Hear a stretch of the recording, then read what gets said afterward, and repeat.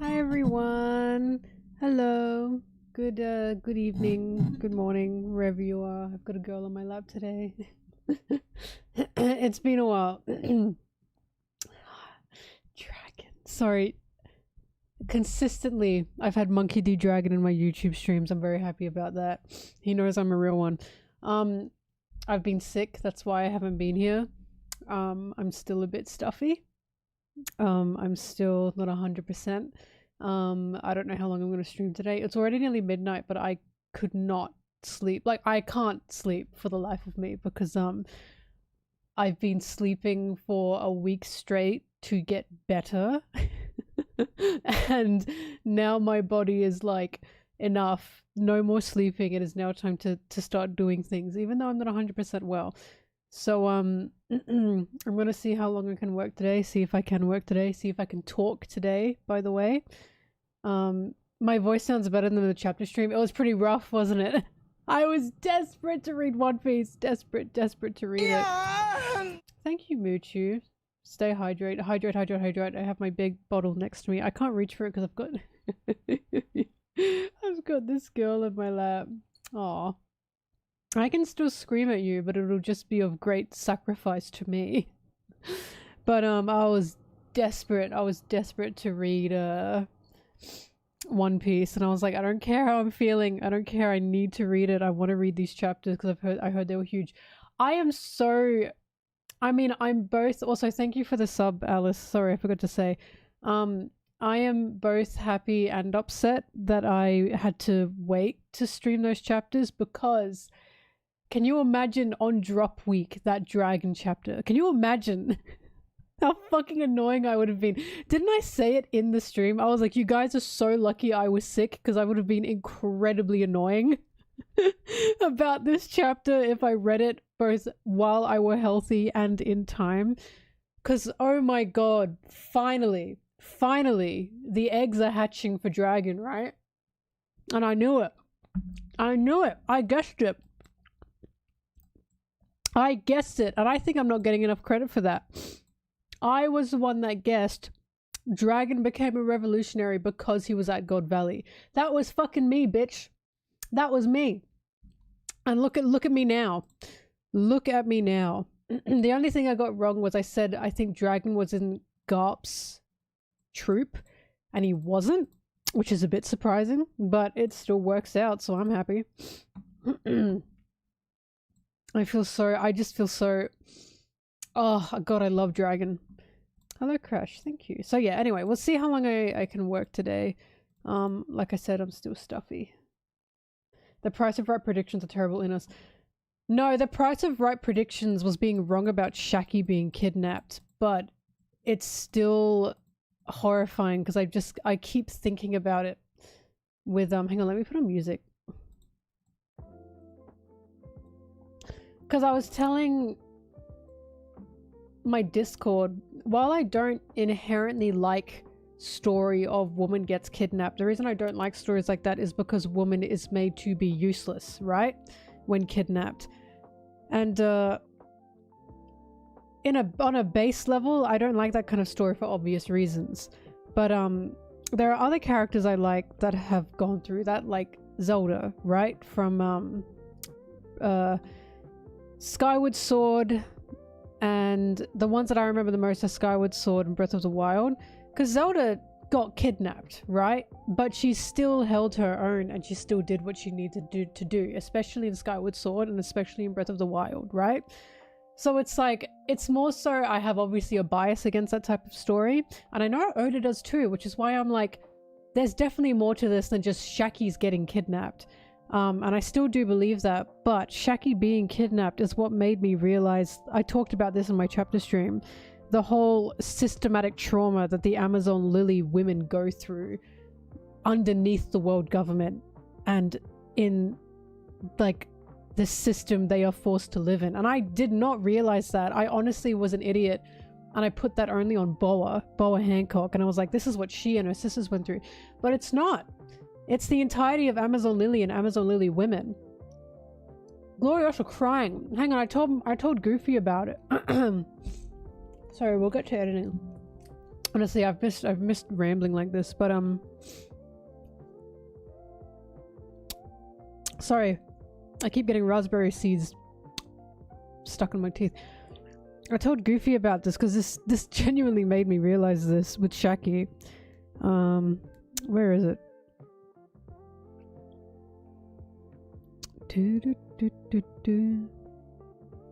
Oh, I also didn't realize a Marine was envious of Shaki being won as a wife for the Celestials. I did not realize that was a Marine. For some reason, I thought that was another slave. What the fuck? What the hell? Like, is that not just absolutely disgusting? Not only are these Marines defending the Celestial Dragons, they are siding with them and protecting them. They are envious of them and the people that they are oppressing and subjugating and using. How gross is that? I didn't even notice that was a Marine. That is so disgusting.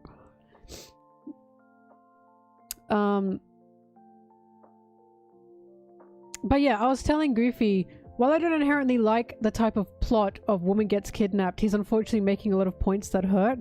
Because I said this on my Discord. Shaki existing made me realize Amazon Lily is literally representing women's fear and position in a world and with a system that just wants to subjugate them, imprison them, abuse them, control them, and kill them. So they create a community, in brackets, a literal island, to protect each other even with extreme means. Because if you guys remember how people talk about Boa Hancock, they think she's too extreme. They think she's too cruel. The way she turned Margaret into stone and the other girls into stone for letting a man into the island. A lot of people were saying she's too cruel, she's way too evil and vicious for that, you know what I mean? Like, she was just too rough. But then if we see Boa's story, like Hancock's story, and then we see Shaki's story and how these men are treating like these Amazon Lily women from all different generations, no fucking shit she is that harsh. No shit she is that tough and that cruel, because she doesn't want any risk of any of these women. None of them want any risk of these women being stolen, being used, being abused, being subjugated, being turned into slaves to become wives, or, God forbid, just toys for people. Not just celestial dragons, by the way, but for other rich people. It's not just celestial dragons that own slaves, don't forget, right? And it's just like disgusting. And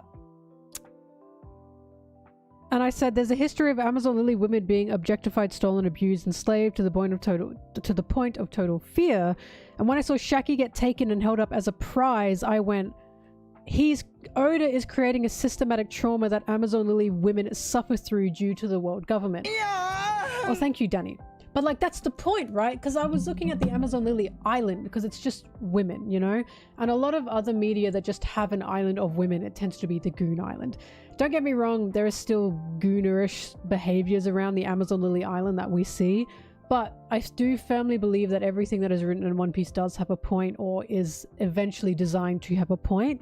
So the Amazon Lily Island being nothing but women, to me, that Amazon Lily Island is supposed to be these women are creating their own community that out of extreme fear, right? And just due to the system that they are suffering under. So they are creating this closed off community for just women where they can protect each other, even if it means by extreme ways, you know?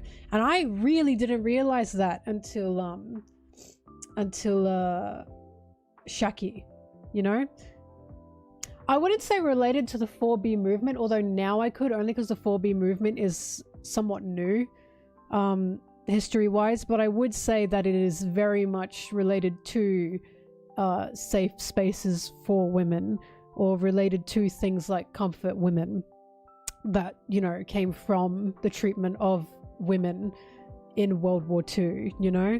So it's definitely, Amazon Lily is definitely supposed to be, I would say, a more radical feminist island, but not in a negative, oh, they're too woke way, in a way that it's like we are seeing where the pain of these women comes from and why they have this community. Like, I wouldn't be surprised if we go back and we see Amazon Lily wasn't something that used to exist. Do you know what I mean? Like, it wasn't something that used to be only women. It used to be a island of cohabitation between men and women, or there wasn't even an island like this that existed in the first place, you know what I mean?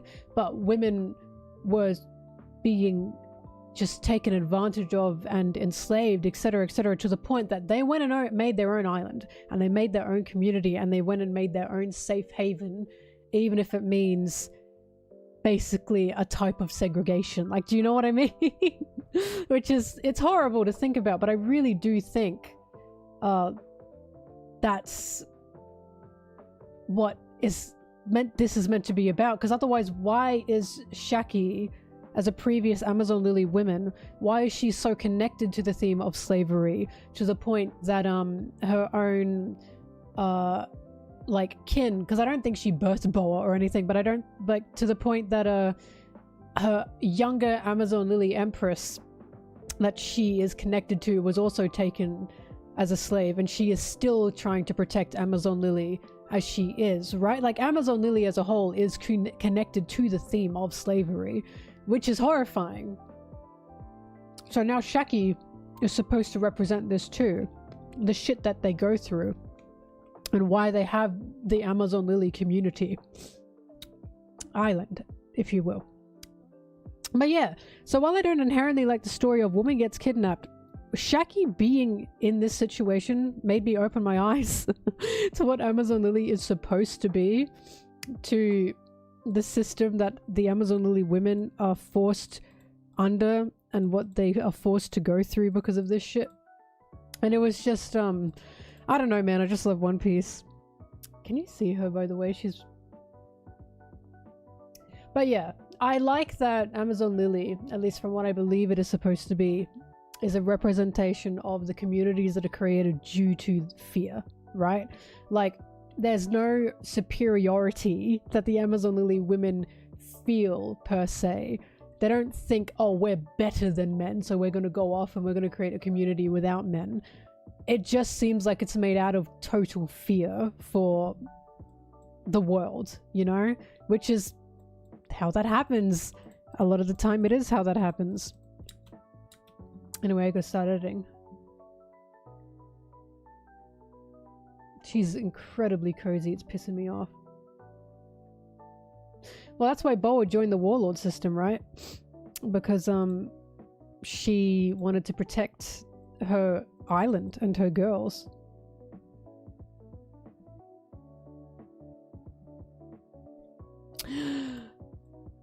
Guys, I'm feeling pretty good as a non-Garp defender, as a Garp criticizer. I'm feeling pretty fucking good these days. And you know what is so funny? You know what is just so funny? It was obvious. It was obvious. Anyone who actually paid attention to what was going on in Marineford and saw Dadan beating the shit out of Garp for what he did to Ace, it was obvious. Garp is supposed to be hypocritical. He's supposed to be criticized, right? Like, this is why I always bring up Marineford and say it is insane to feel bad for Garp in this moment when Garp is wearing his own chains. No one is holding him back but himself. You can like Garp, right? You can like him. But he's supposed to be he's supposed to be a contradiction. I think he's a really good character because we're having these conversations about him. It frustrates me the way people defend Garp like there's nothing he can do. And it's like, he's literally one of the most powerful Marines that we know of. And we are arguing that there's nothing that he can do. Are you serious? Garp very well could have turned the tides, you know? Within Marineford, which is why I'm always arguing, like, Whitebeard knew this was a war, that he was about to enter. He knew how many people relied on him for safety, but Ace is someone he didn't want dead.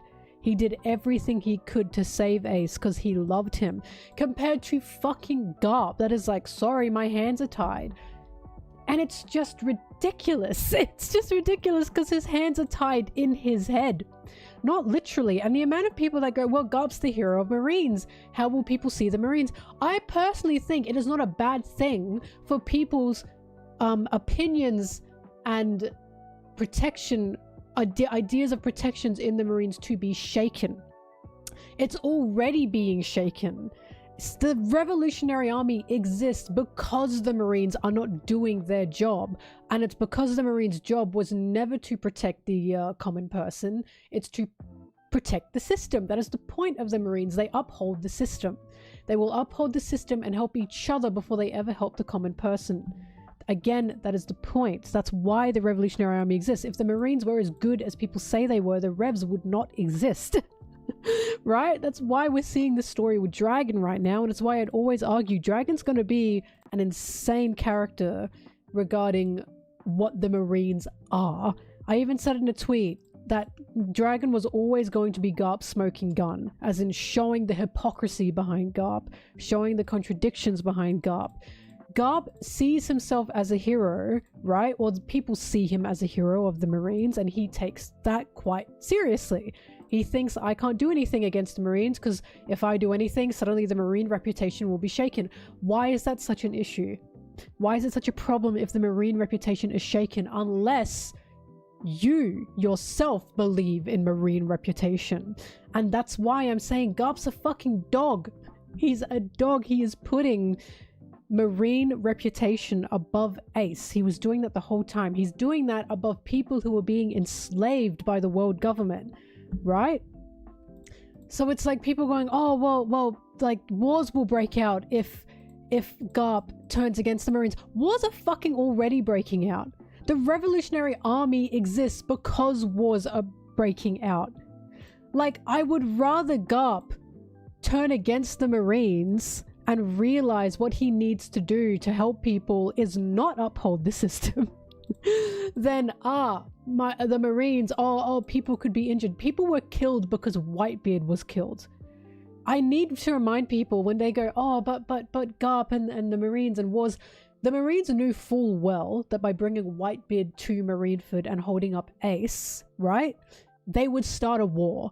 They literally knew that. They said that. They knew that this would be a war. So why is it that Garp turning against the Marines and causing a war against the world government or among the Marines is a bad thing, but holding up Ace to be executed and starting a war with Whitebeard, Garp's on the good side for that, question mark. Do you know what I mean? So that's a good war that Garp is on the side of.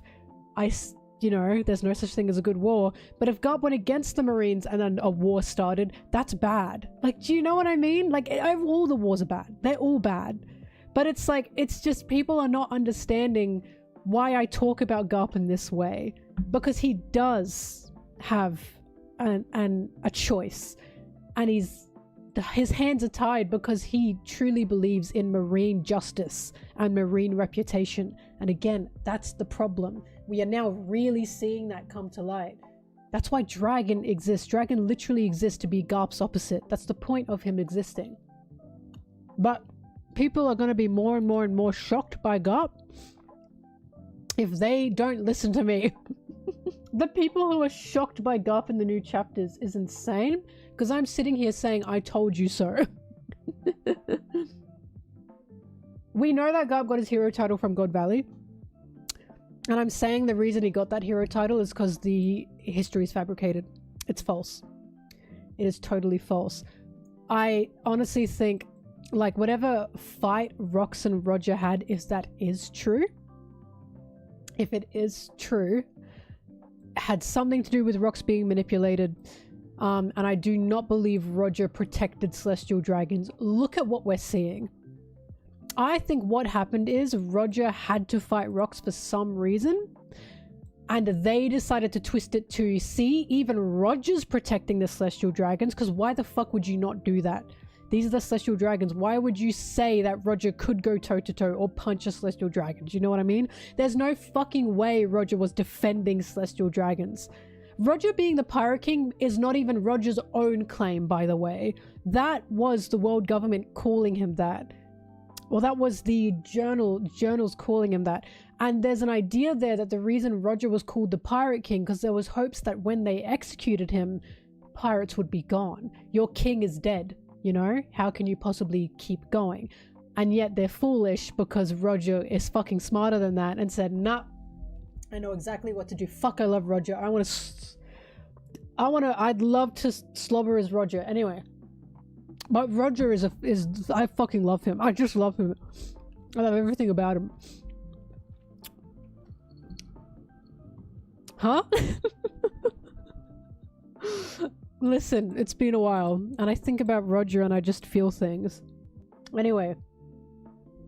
But, yeah, Roger said, nice try, idiots.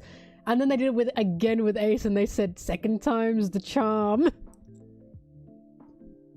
And a Whitebeard just doubled down and said, nah, One Piece is real. And they went, fuck! Damn it!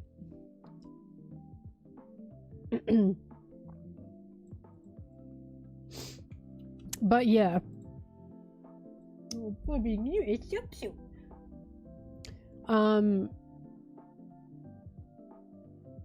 Wang Zi literally sold Shaki to the CDs. That's the speculation, isn't it, Flamingo? I'm sure that is what happened, but it's still not 100% confirmed, is it? Because he's the one that stayed back, but we didn't actually see that, did we? But I believe it. I believe it.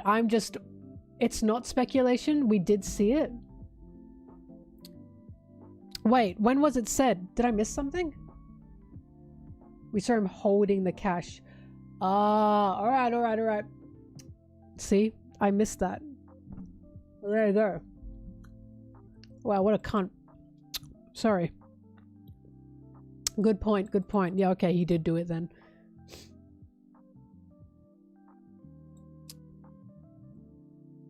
Anyway. Yeah, I did miss that. Thank you. There was just so much happening. Oh, bye, Bobbing. She was not happy. She hates when I stream. She just hates it. Is it Wang G or Wang Z? No, G is Z-I, isn't it? Anyway, so yeah. These have been really good chapters.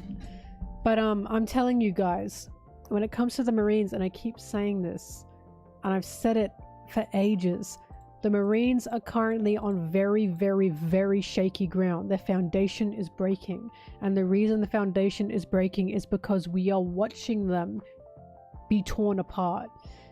We are watching them start thinking critically. Right? Like, this was honestly all the way back in Alabasta when Smoker was like, and Smoker, by the way, I'm still watching you, Smoker. I'm still not sure about you, but I want to trust you. Of all the Marines that like are on my shit list, Smoker is not on my shit list because I still trust him. Only because like I know Smoker can do better things. I don't want Smoker to be another Garp. But we'll see what happens with him. Anyway.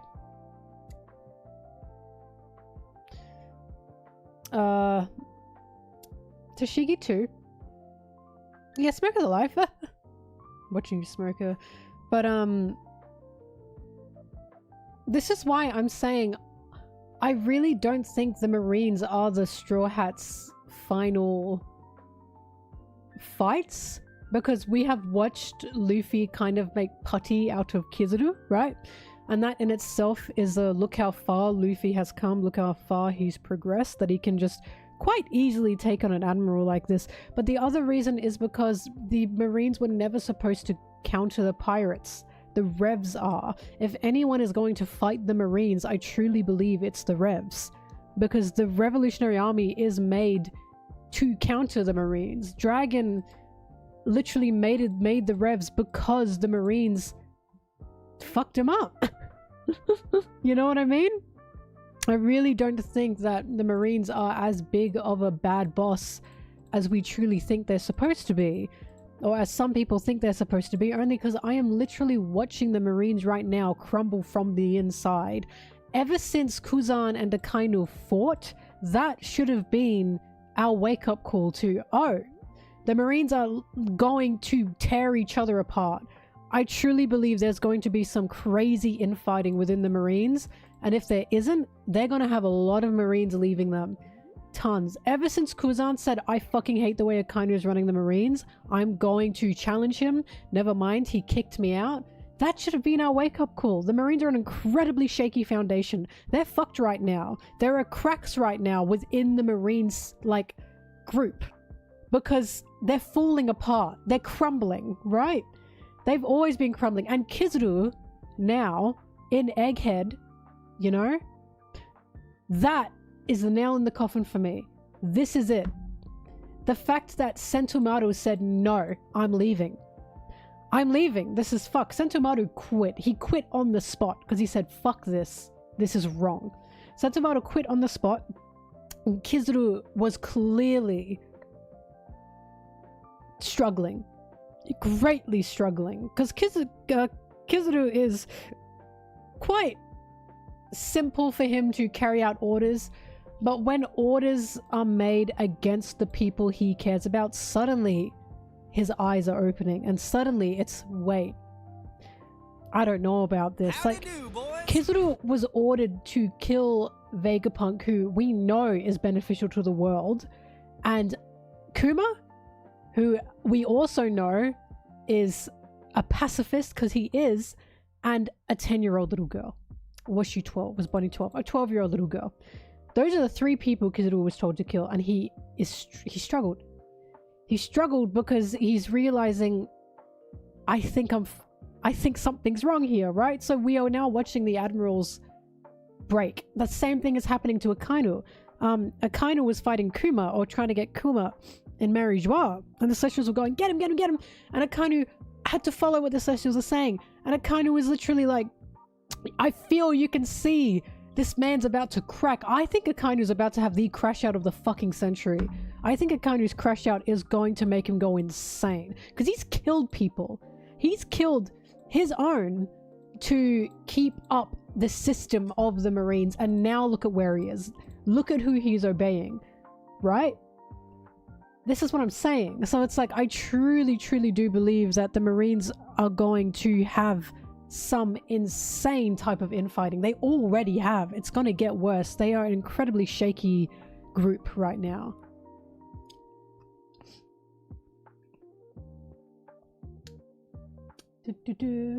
Anyway.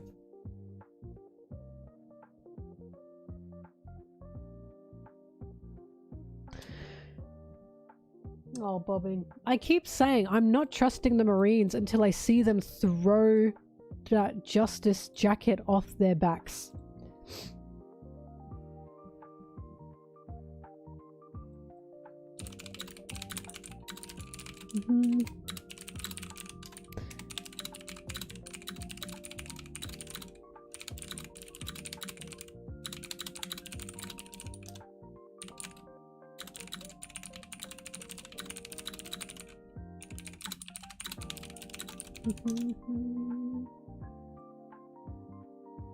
Anyway.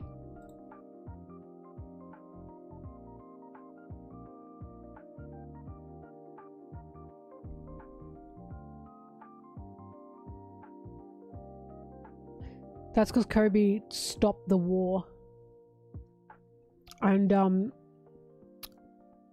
sure the kids stopping the war, being fired or discharged, would be seen as a bad thing to the world.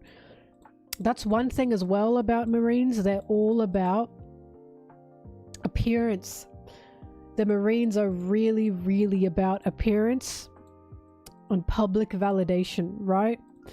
They're really about that, which is why Garp is a perfect propaganda tool for the Marines.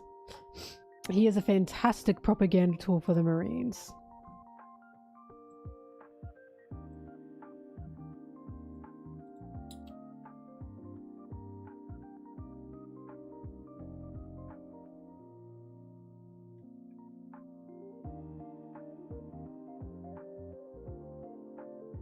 He's the hero of Rocky Port, but didn't Law help with that? Wasn't that another pirates helped with it? And now they name someone a hero?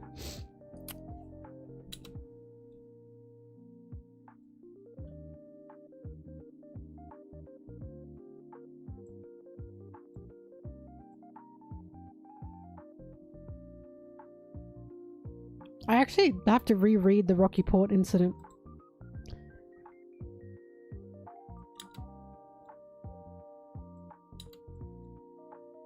I just know Law was there.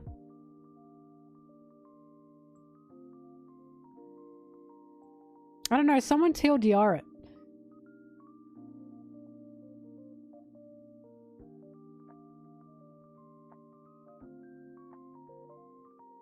Yeah, Rocky Port was put in SBS.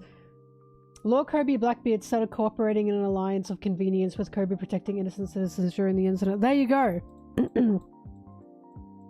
Why is it every time pirates are helping or cooperate with the Marines, a Marine is labeled a hero? Isn't that so fucking interesting? Or I should say the Marines are cooperating with pirates. That happens every fucking time. Dot, dot, dot. I'm not saying Kobe is a freeloader. I'm saying Kobe is getting all the credit. All the credit when he doesn't deserve all the credit. It's like Smoker getting all the credit for Alabaster. And Smoker wasn't happy about it. What I'm saying is the Marines and the world government are doing their very, very fucking best to show or to suppress the fact that pirates do help people. That no, pirates are not this ultimate evil that they're saying they are.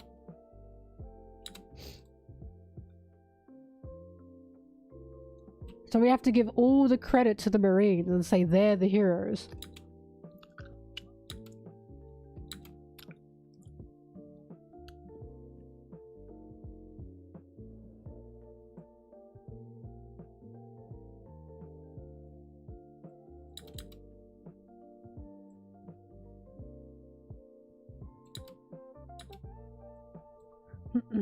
By the way, someone pointed this out on twitter.com. And I didn't notice, I forgot that this was said. But this, because when people go, oh, but pirates, I'm always like, pirates are not the ultimate evil. Pirates are not as bad as Marines, no matter what anyone says. And I completely forgot. Because people go, but the Eustace pirates, and I completely forgot that Otis said this. Or he had a panel that said this. Kid saying, compared to the mighty and their simple, pure hearts, the world's villains are much more humane. Scum rule the world and give birth to more scum. Don't they know that?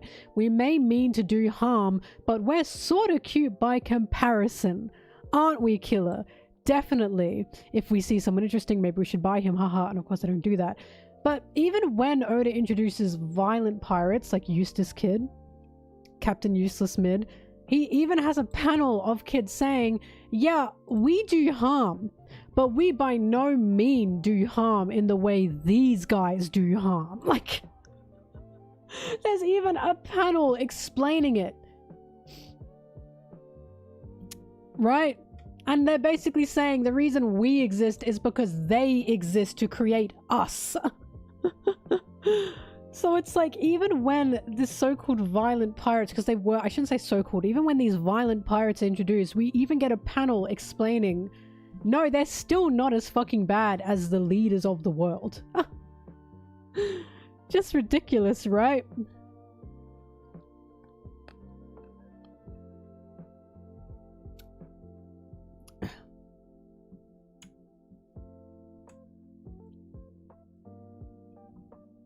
Doflamingo literally exists because of the system, and the Marines assisted him. I keep saying, people going, oh, bad pirates, bad pirates. The worst pirates we've ever seen were either bargained with by the Marines or assisted with, or assisted by the Marines. Fujitora had to follow orders with Doflamingo until it ended with him going, wait a minute, this is why Fujitora is not on my shit list. And he's getting better and better. I'd love to see him again. I'd love to see what's going on with him. Like, people go, but Crocodile was in the position he was in because of the world government, and the Marines had to aid him. If Smoker were not the one in charge of Alabasta, or there for Alabasta, Alabasta would have gone up in fucking flames. Because Marines had to assist or work with warlords.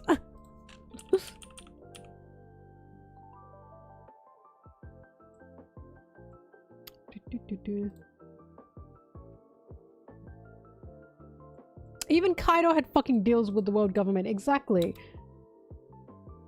And even when Kaido got taken out, what happened? Green Bull, a Marine, immediately moved in to terrorize and take over Wano. The Marines were literally waiting for Wano to be open so they could fucking invade it. Like, they are not the fucking good guys.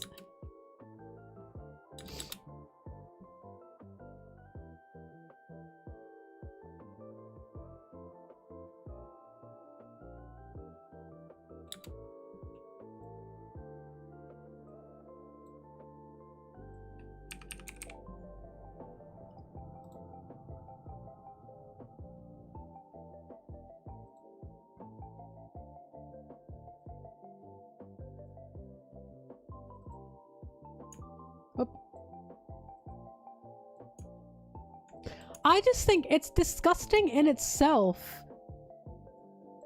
This is what pisses me off. People going, but Garp, but Garp, but Garp. What Garp said about the Giants was disgusting. When the Giants wanted to be part of the world government, and Garp was like, we get more firepower, just let them join.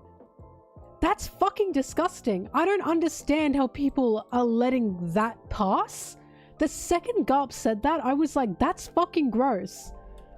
The Marines know full well if a nation is not under the world government, that nation has no rights. That nation has no human rights, right? And I even have a panel of that, of Green Bull saying that. We've seen that multiple times. Here. Sorry, it's a bit blurry. You know how things work outside of here. The celestial dragons are the gods of the world. Here in this country, unaffiliated with the world government, you have no human rights. The Marines know full well any island that is outside of the world government technically has no human rights. They can do fucking whatever they want to those islands, right? And I find it disgusting that Harold is clearly desperate. This is why Harold's so tricky to me. Harold is clearly so desperate for Elbaf to join the world government because he wants his people to have human rights, because he is afraid of what would happen otherwise, right? I get it. He's just a very... he was easily tricked, let's say that. But that's why I find it disgusting that when all the Marines, the head Marines, are talking about, oh, Elbaf becoming an allied, like, world government nation, right? Garp said, we get more firepower, just let them join. We get weapons, basically. He is talking about human lives, guys. He's talking about human lives, but instead of, oh my god, they should be allowed to because they should have human rights, it's no, but we get more weapons. Let them join. That's disgusting. Garp is not seeing the Giants in a sense of these are, like, living beings that deserve rights and protection. It's, if they join, we get more army, we get more military. Like, and people look at me and say, why do you not, like, defend Garp, or why are you like this with Garp? Because he's not a good guy. I don't care how many people try and make him out to be one. That's a gross thing to say. That's an incredibly gross thing to say about people who just want human rights. We get more military might. That is quite literally, like, what's the word I'm looking for here? They're using them. They, it's bargaining their rights for, but what are you gonna do for us? It's just gross.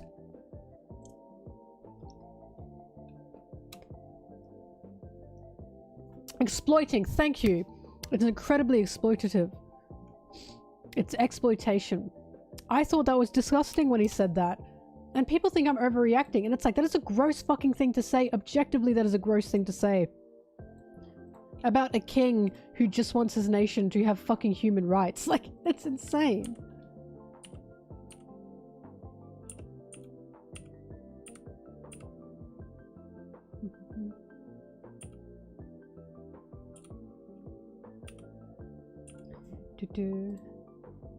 Which is why I don't like Harold 100%, but I understand him and I feel bad for him. I get where he's coming from, and I think it's awful that he has to go through this.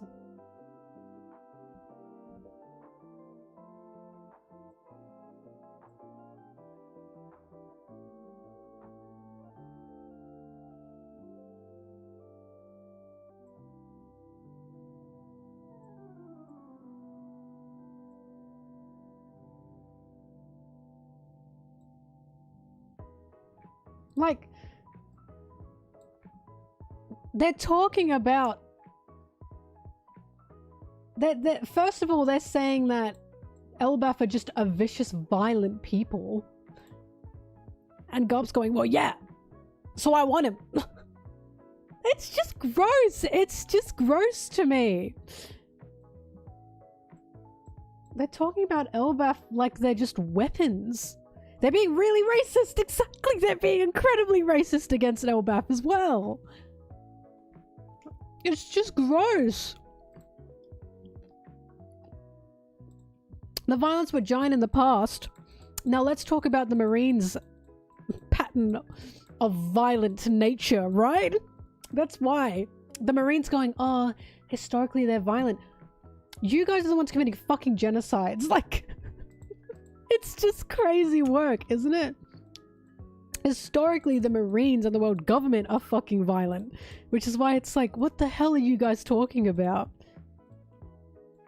Doo-doo.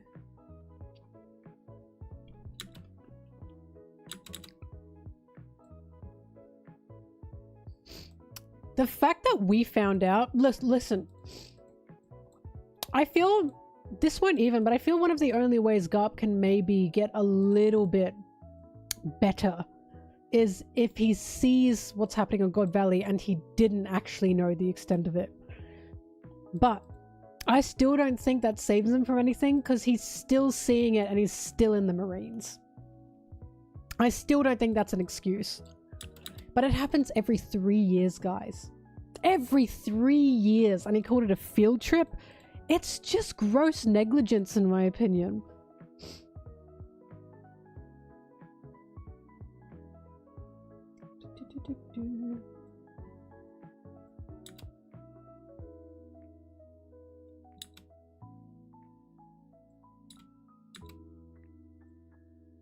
Garp will die and say the One Piece is real.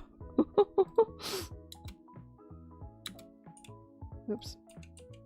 Again, because people go, well, Garp didn't want to get a promotion because he didn't want to serve directly under the Celestial Dragons. Yes, but as a Marine, you are still serving them. That's what I'm trying to get people to understand. As a Marine, you are still their underling. They are still your boss. Like, this is why people go, oh, but he didn't want to. That's deflection, in my opinion. That is Garp being willfully ignorant of who he serves. Oh, he doesn't want to serve them directly. Okay, but that's still his boss. That is still his boss, no matter how he wants to twist it.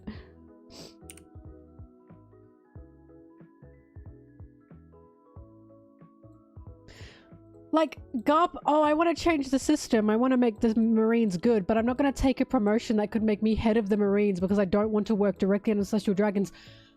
Hypocritical. All of that is a fucking contradiction. Like, are we understanding? So he doesn't want to be fully in charge of the Marines, but he still wants to change things, but he doesn't want to be fully in charge because he knows he then has to directly follow the Celestial Dragons, but he also knows the person who does take the promotion, who is in charge of the Marines, will follow the Celestial Dragons. Are we understanding why he's such a hypocrite? Like, are we getting it now?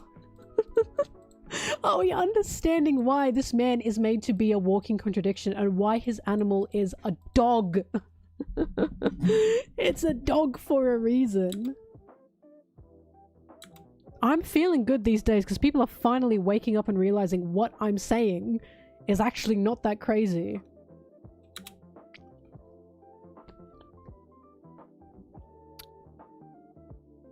The only thing we've seen, actually, this is why I'm like, this is another thing where I'm like, I don't know if Garp took God Valley that seriously, because when Garp was training Kuzan, we saw a flashback, Garp said this.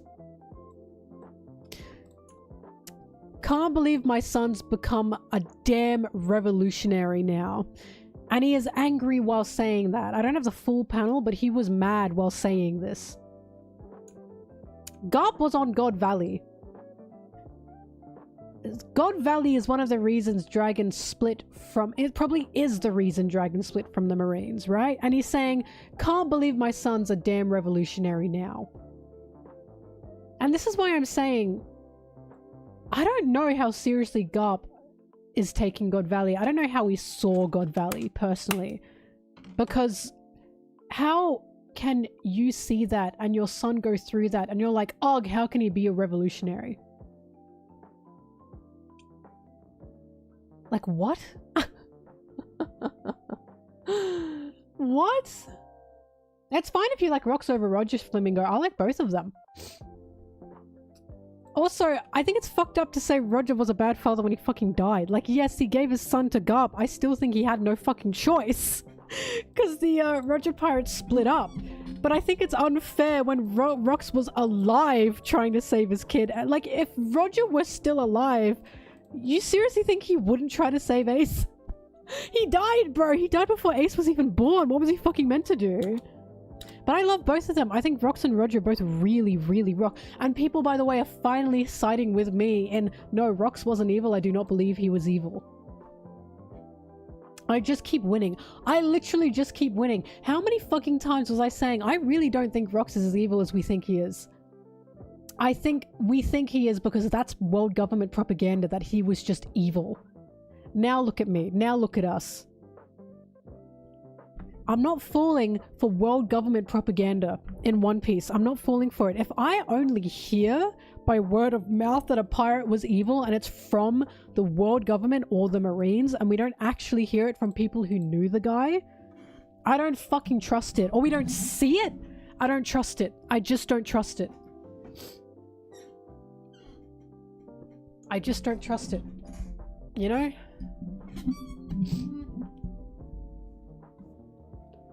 Oh.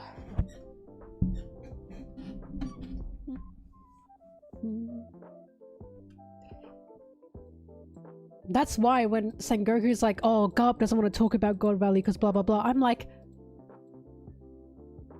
no, I'm not going to trust what Sengoku says about God Valley because 1, he wasn't there, 2, Garp's not saying anything, 3, we haven't seen it. I'm not trusting this fucking Marine dog of what happened on God Valley when they weren't even there and the person who was there isn't even telling them what happened. You know?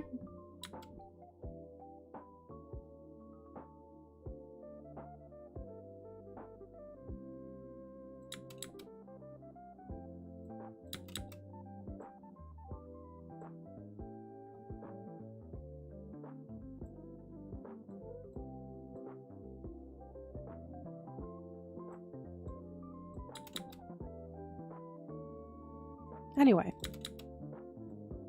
I've been itching to talk about this because I love being right. I love being right. Oh, I love being right about how the Marines are not the heroes anyone fucking said they were.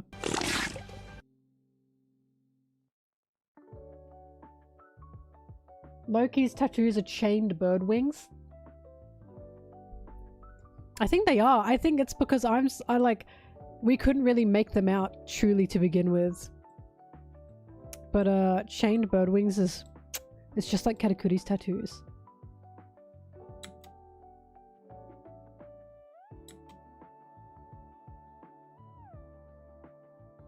Again, I'm saying because the Celestial Dragons were on that island, there's no fucking way they could say that Roger and Rox together did something to the Celestials, you know what I mean?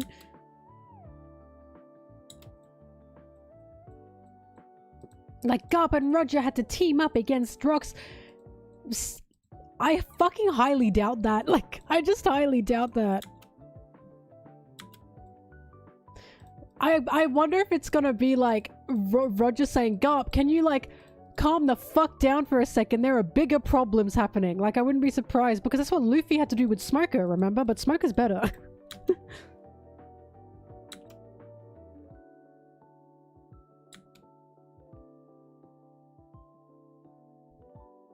Yeah. Thank you, Kevy TV. Damn, I didn't think about it like that, Kevy. Maybe they have done nothing wrong. Technically, the Celestial Dragons weren't the ones killing people. They just had opinions. You know?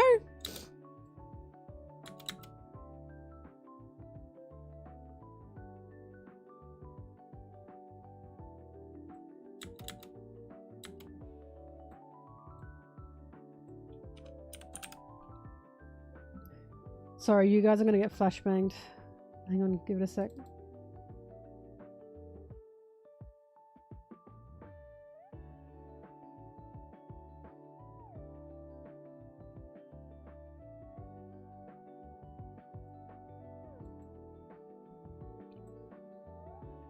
Sorry, everyone.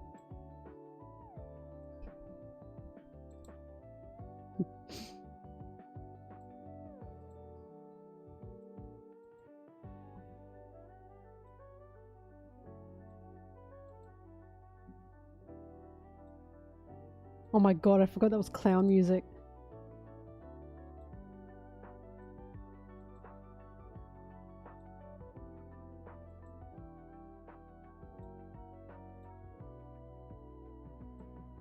I was gonna say, I really like that for Rox. While Rox did have an infatuation with Shaki, I really appreciate that Oda has written Rox away from having that adoration for Shaki in a lustful way. And now he clearly just sees Shaki as a friend. And he's now going to help Shaki, not out of want to get her to be his, but because he clearly just cares about her, right? I was so fucking thankful for that. I was so thankful that the reason Rox is going to get Shaki is just because he does just care. She is just a friend that he cares about because he has a wife and a child now. Because they even pointed out, like, Rox, you're not as head over heels for Shaki as you used to be. Thanks, Brig. You're not as head over heels for Shaki as you used to be. And Rox is like, blah, blah, blah. And of course, Big Mom was like, well, yeah, because he's fucking married with a kid now. And I'm just so happy that Rox isn't going off to get Shaki because, you know, he wants her. Thank you, Brig. Were you trying to make Sanji moan? I fixed it. Haha. But because now he does just see her as just someone he cares about platonically. I just really appreciate that.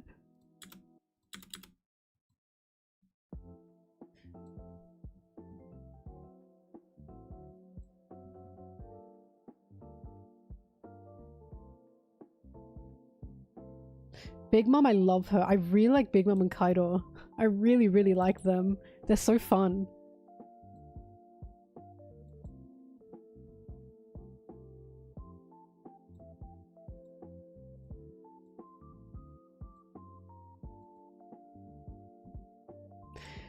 Getting this Big Mom and Kaido interactions in the past and then looking at their interactions in Wano and Kaido crying when Big Mom was taken out. Oh god, I love One Piece.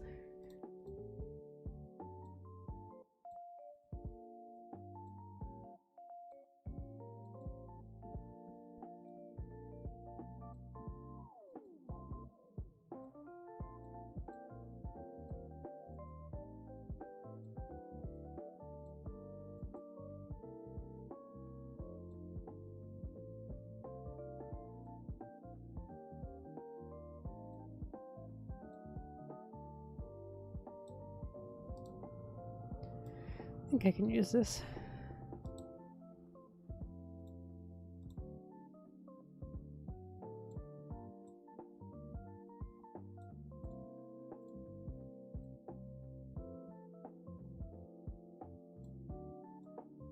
When it comes to Kaido, Kaido was a monster, but this is why I always defend Kaido. He was a monster, he did bad things, but we literally see where this came from. This is why people go, oh, his backstory. His backstory was short, but incredibly efficient in telling us where this mindset he has comes from. That actually Kaido is not the unfeeling monster that we believe he is. That no, he's not just this big fucking brute. He prioritizes strength for these reasons, and he does care. Like, once your strength has been proven, he does care. He's not Doffy. This is why I hate the way people mix Kaido and Doffy around, because they make it like Doffy is the one. No, he does care. He just has a different form of love. That's fucking Kaido. That is not Doffy. Doffy doesn't care. Kaido cares. Doffy doesn't. Like, people are truly switching them around, and it's really pissing me off. It's really pissing me off.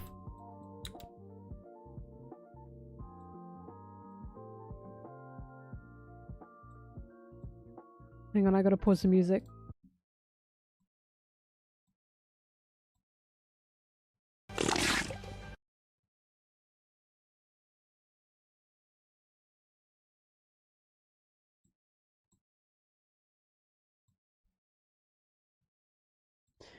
Weird thing, the world nobles believe themselves to be gods and such. In our religion, I always question where it started and why there's always oppression on one side. I think someone planted this belief in the nobles. I mean, yes. Sorry, I say that because, yes, Imu probably did. Because that's how you keep power. You create an us versus them narrative. You create we are the superiors narrative. And suddenly you don't want equality. You don't want world peace. You want to stay in your heaven and in your paradise while going, they are the problem because they should be listening to me. Wasn't there even a freaking Adventure Time, like a little Adventure Time clip about that? Where Jake literally explains to Finn why there's segregation? Like, yes, 100%. That's just the world, you know? 100% that's what's happening.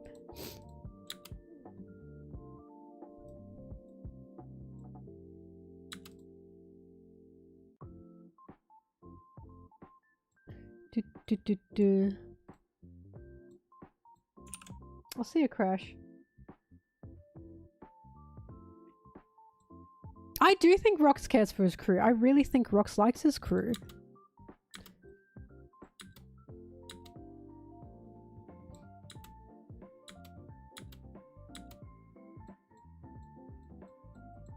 Flamingo, I did not notice at all. So they're not holy knights, they're knights of God. I'd have to listen to the podcast with Steve then. Steven, because he would explain why. Once again, I can always find out. I'm sure Steven explained why that happened.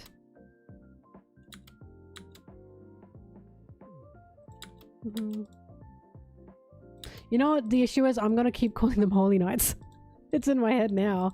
To be fair, Holy Knights does ring better than Knights of God. Knights of God is just a fucking mouthful. I feel like that's why that happened.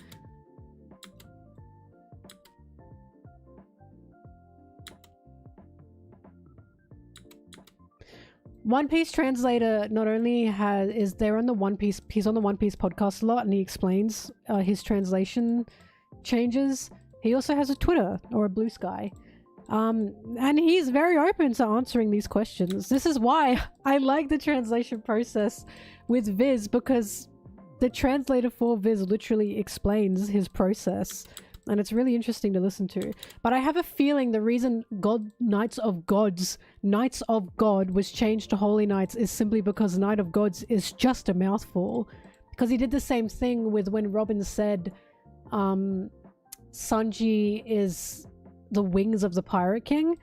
Steven said, no, she did say Sanji is one of the wings of the Pirate King.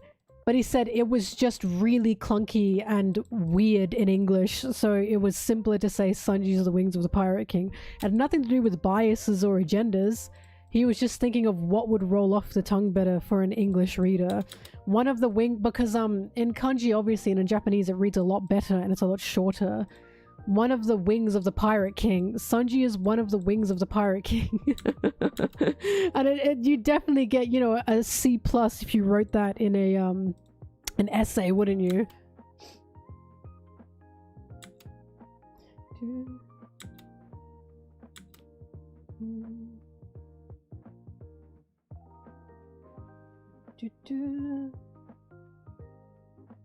But yeah, I'm sure Steven has explained it even while I'm talking about this stiffen.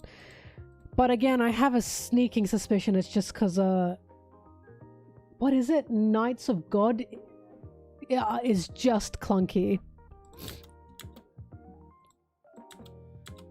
Knights of what is it? Knights of God. Yeah, it's just a bit much.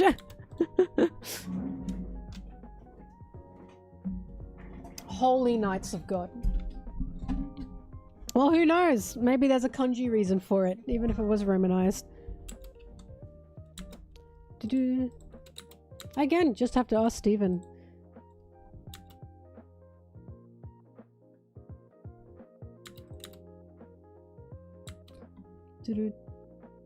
But I do have to say Holy Knights and God Knights. I am thinking, really, what is the biggest difference there?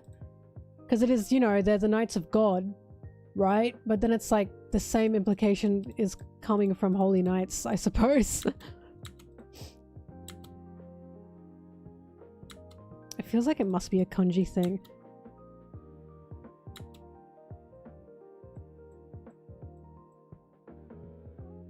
God Knights.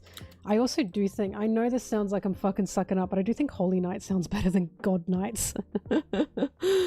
Personally, it just sounds cooler. The Holy Knights.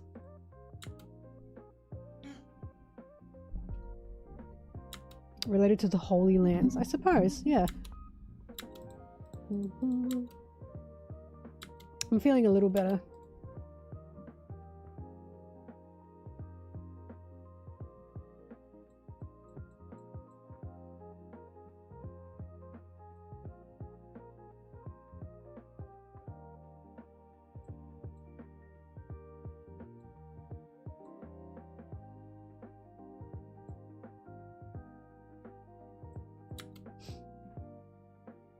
It's cute!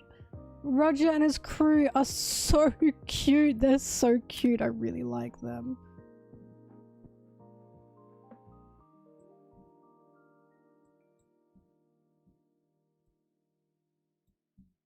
I just love Roger and his crew. I really like them. I keep saying Roger's like one of my favorite characters in the series. I just love him. He makes me giddy. I just like that he was just a guy who just wanted to see the world because he was sick and they demonized him and turned him into the Pirate King and he was like, the fuck? I just fuck with that.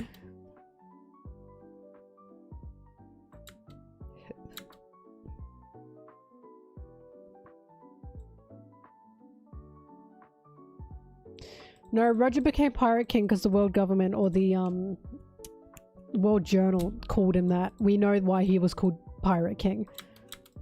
It was literally an empty label. Fame, wealth, and power is what the World Journal said he has. And I've talked about this in my Roger video. I've made a Roger video, by the way.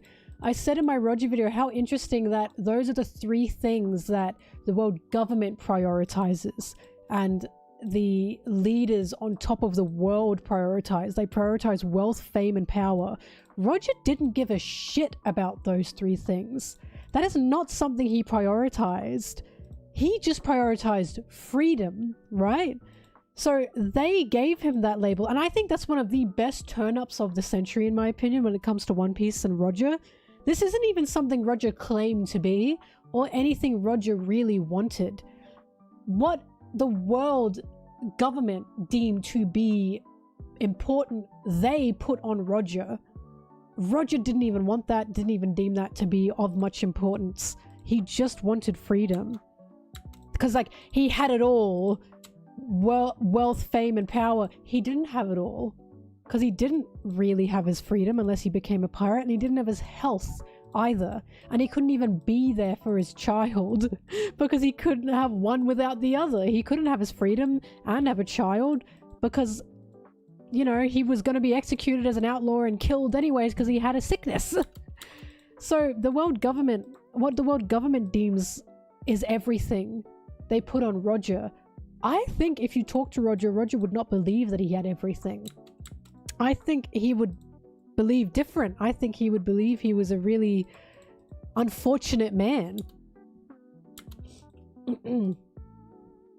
But he did what he could.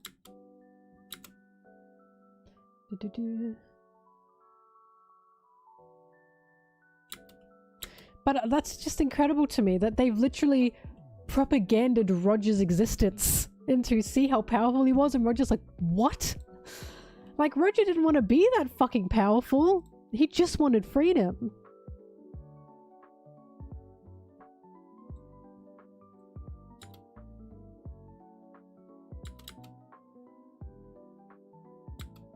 Wonder why he got executed. This is what I just said. They named him the Pirate King so they could get him, execute him, and attempt to get rid of pirates. If you label someone the leader of something or the king of something and then you kill that person, your leadership's gone. Your king is gone. What are you going to do now, right? That's why I truly believe Roger laughed when they called him the Pirate King, and Roger was like, okay, I guess. They accidentally handed Roger this power, you know? They handed Roger a power that they easily could have avoided by trying to paint a target on Roger's back that would... They attempt to remove pirates from the world. Because if they didn't label him Pirate King, Roger wouldn't have had the power to say, my treasure's out there, go get it. But because they fucking named him the Pirate King, they've given him this pedestal. They've given him this power. And he created the age of pirates because of the fucking world government and the world journal, the world news, giving him that. And he out fucking smarted them. Like, he was a smart man. He got them. He got their ass. Because he was like, okay, call me the Pirate King. I'll create a new age as a king fucking should. I love Roger. I love Roger. I love him. I want him dearly. I want him carnally. God, I love Roger. Oh, I got makeup on my mic. Bobbing, you are making me so sad. She's sitting on my clothes on the floor. She's curled up on my clothes. She looks so cold and lonely.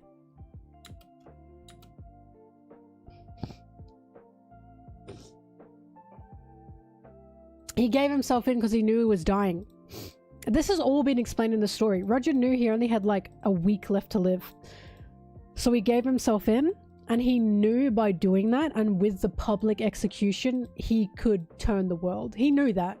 Because he said to Rayleigh, I'm not gonna die. Rayleigh said that Roger said to him, I'm not dying. As in, he knew that he would live on through legacy from what he was about to do. All of this was explained. He was just that smart. He knew exactly what to do and how to change the world to make other people discover Joy Boy, basically.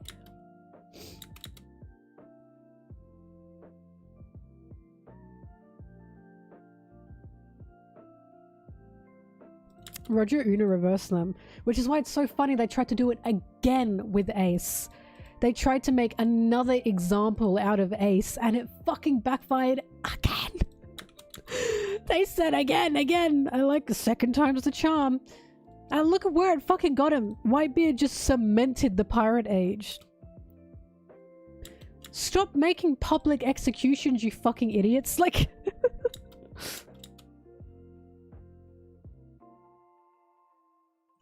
No, he said he won't die because he was planning to turn himself in. He planned it. Rayleigh even said, before he turned himself in, Roger said to him, I'm not gonna die. He planned this. He 100% planned this. He was fully planning to push the world into the age of piracy because of what he discovered.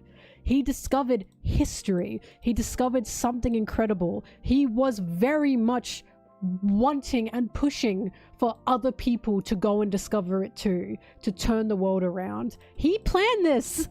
This was not an accident. He knew what he was doing. Because he could have easily said what he saw on, like, the pedestal, right? But if he did that, how many people would believe him? The world government could easily overturn it. They could easily say he's a monster, he's lying, blah, blah, blah, blah. If he creates an age where people themselves go out to find it themselves, they can't stop that unless by severe oppression and subjugation of the people, which will only create more outlaws.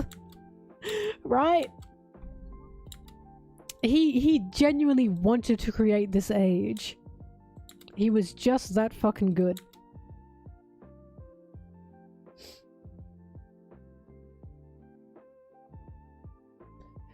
He basically martyred, is that how you say it? He did that to himself. But he was gonna die anyway and he knew it.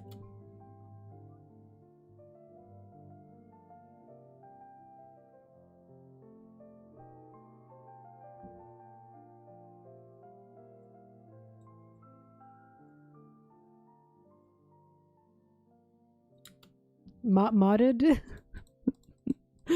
I don't know, guys, but you know what I mean.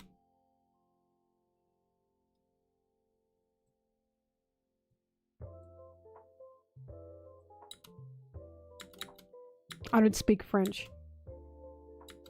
I made so many ramen eggs, by the way, before streaming. I'm actually quite proud of it. Look at all of them. Look at all of them. Check those out. 3 whole jars, ramen eggs marinating in there. Yeah, baby. You know when you get ramen and you get like the glowing and you get those like little eggs that like have that kind of like discoloring on it? They're not like weird little eggs. They're marinated eggs. So they're marinated in like a kind of soy broth with like umami flavor. And that's what I'm doing. I'm making my own ramen eggs because they're so yummy. They are not alien eggs. Leave them alone! Oh my goodness, look at them! They will become delicious and you guys will regret what you are saying. You are being mean to me. You are being mean to my eggs. Oh my god, you know what ramen eggs are.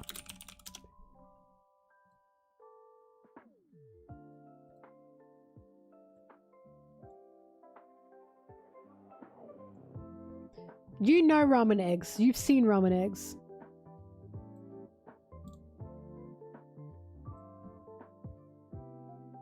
They look like this. They're all nice and gooey on the inside and they have that brown on the outside. That's the marinade. The marinade seeps in and makes them yummy and gooey. And super like sweet as well. Ramen eggs are delicious. In Korea they're called drug eggs, I believe, because they're so yummy. Where's the ramen? Oh my god, you guys are fucking killing me. That's kind of shit ramen.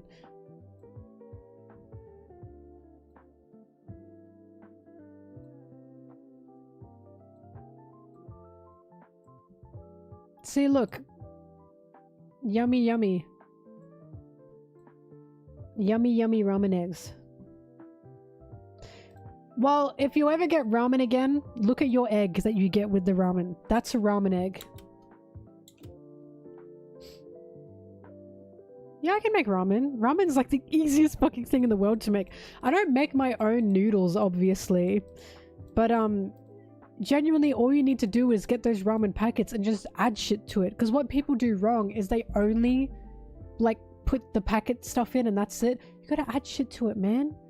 You gotta add like ham, you gotta add green onion or spring onion. You gotta add egg. You gotta add pickled radish.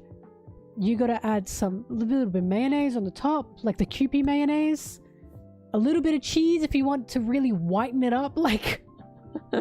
You gotta add some shit and it's delicious. Pickled cabbage. It's easy. Ramen is the easiest thing to make. You just throw shit on there. You just chuck it on there. Garlic comes with the seasoning powder, but yes. The packet.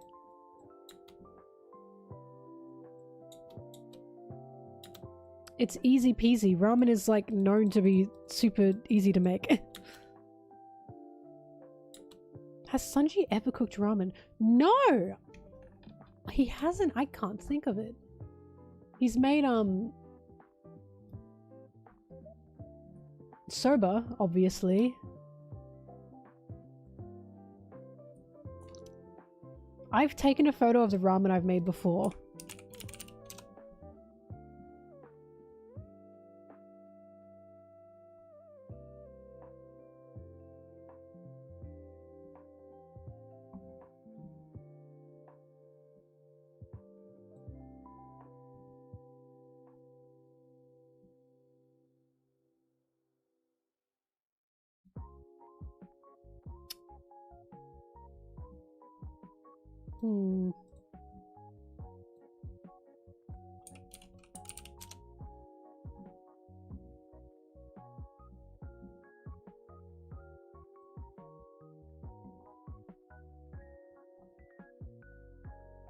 I wish I could show you guys the delicious ramen I make, but the photo I took of it is gone. But I guarantee you it's easy. You just chuck shit on it. You just put shit on it, guys. You shit on it. And you get really good ramen.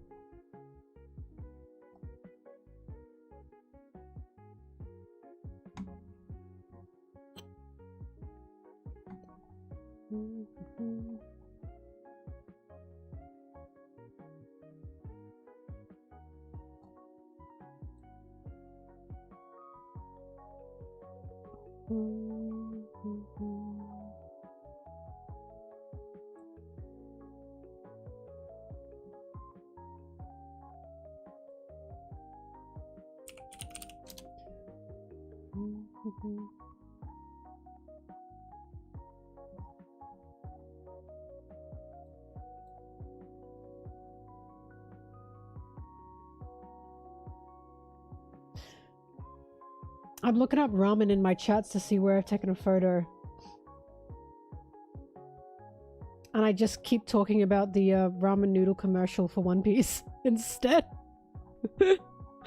It's a lost cause, guys. But next time I make ramen, I will take a photo for you. So you can see how easy it is. Honestly, I should make some ramen before winter's over. It's technically spring in Melbourne, but it's still cold.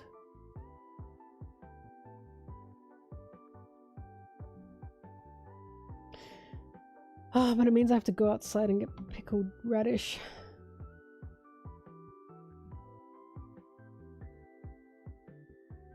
Oh, you can also put pickled ginger on your ramen too. That's like an upgrade. Pickled ginger is so fucking yummy.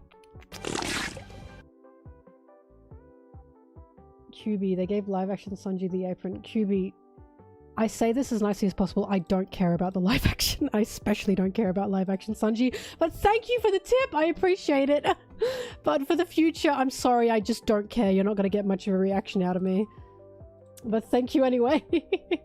Unless you mean like Universal or Sanji or something. I'm never going to find it.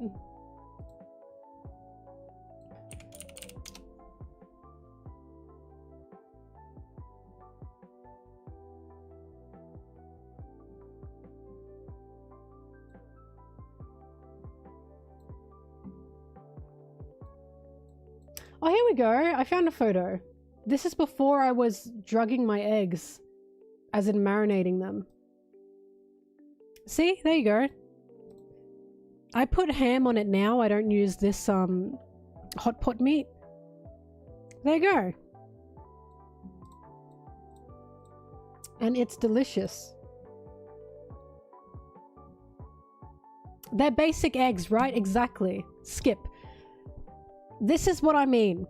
This is what I mean. So now, this was like 3 years ago. You guys have to understand. The eggs have been leveled up. I now marinate my eggs and they are delicious and yummy now. They are not just basic eggs. I also put pickled radish on it. You can't see it here and that's really pissing me off. I have better photos of ramen and I can't find it. And it's making me really upset.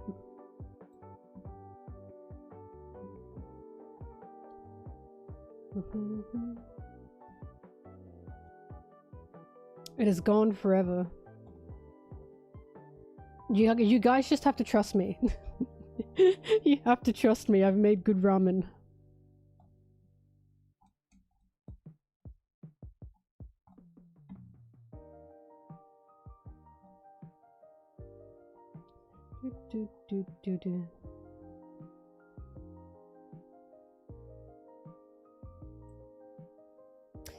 Darn. Oh well. Another time.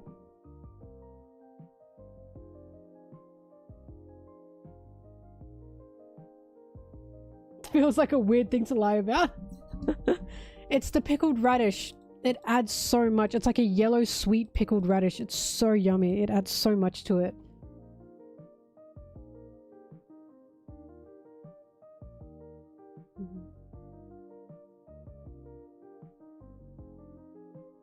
Fried chicken with your ramen. That's interesting.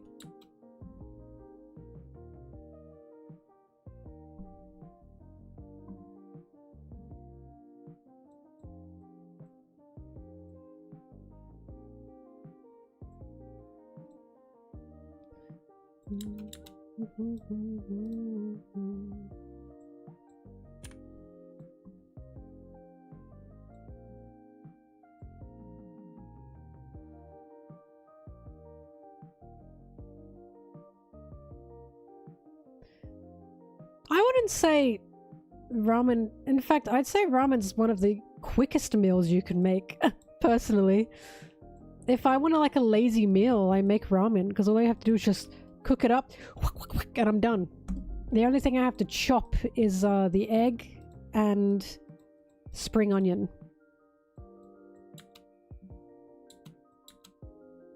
Used to ratatouille. Don't you have to chop for ratatouille?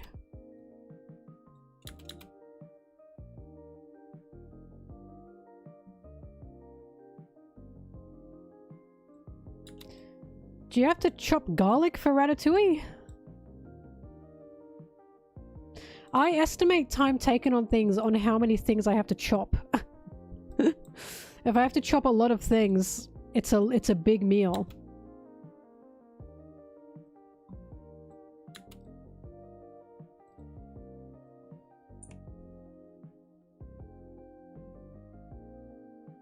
Well, ramen is 5-min tops. What do you mean?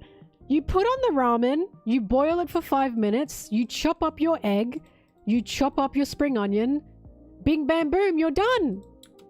I'd say ramen takes 5 minutes at most as well. By the time your ramen is boiled... Oh, the egg! Okay, you don't need the egg. But once the egg is marinated... Like, do you see how many eggs I've got in there? I can make probably 2 weeks worth of ramen with those eggs. That is the one thing.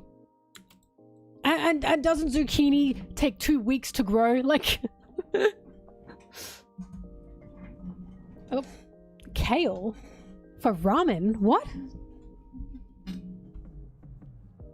Sorry, I've never put kale with my ramen.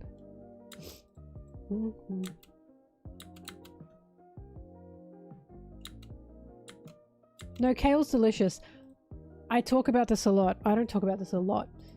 Kale on burgers is better than lettuce on burgers. I am not pro lettuce on burgers. I prefer kale on burgers because it's crunchier, it's fresher.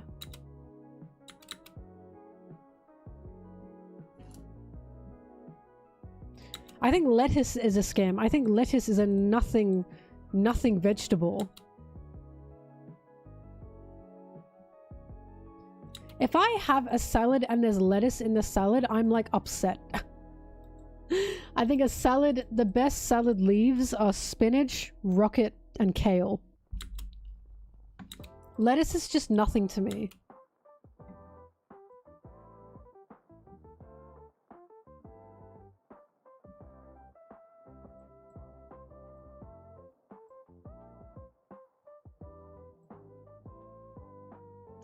Rocket is arugula, yes.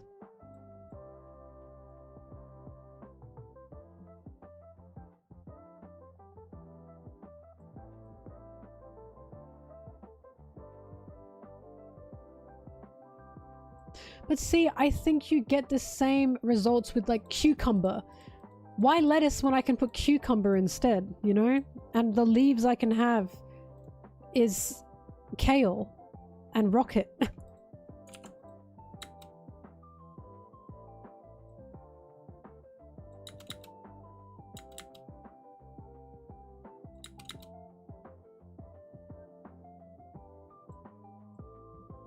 But seriously, try kale on your burger.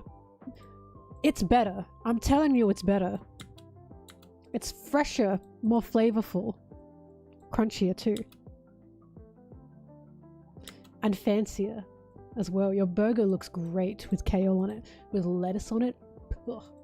Looks like bum burger for bums. With kale, now you're fancy.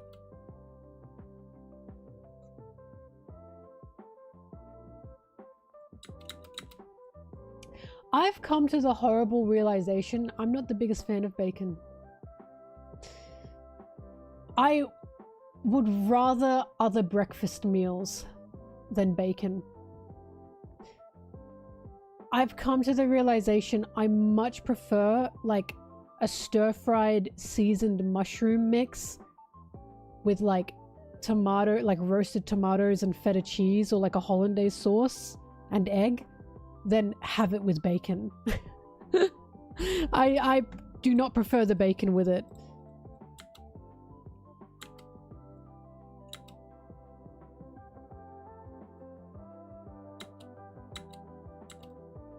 Like if I look on the menu and I get the choice between bacon or mushroom, because that's usually what we get here. You get bacon or the vegetarian option, mushroom. I'm not a vegetarian, but I'm picking the mushrooms. I'm picking the mushrooms over the bacon. They're just yummier.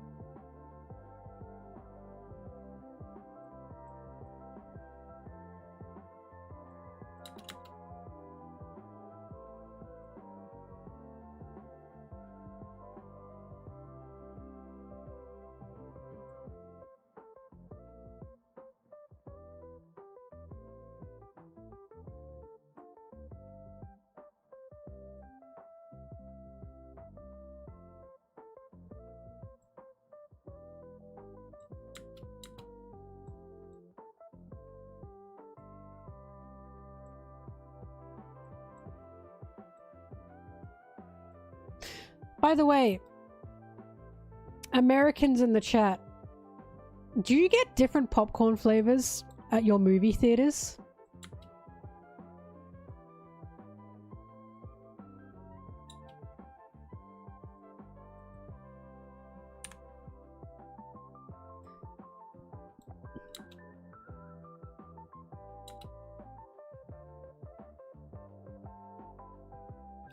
Fresh is only... Because here's my beef.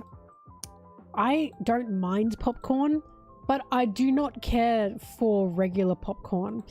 I really want salted caramel popcorn that is fresh, right? Fresh. But it's always bagged, and I don't like bagged salted caramel popcorn. I think it's just yucky, you know? Thank you for the sub. But I don't like it, and it really pisses me off. Hang on.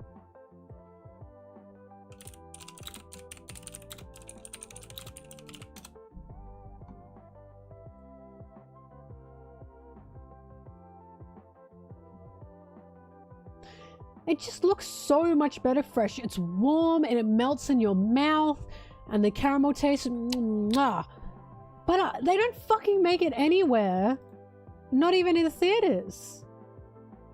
And it really pisses me off because when I go to the movie theater, I'm not a big snacker, but I want to be. Do you know what I mean? I want to be. I want to have a snack that is super delicious that I can eat while I'm watching a movie, but I don't care for normal popcorn.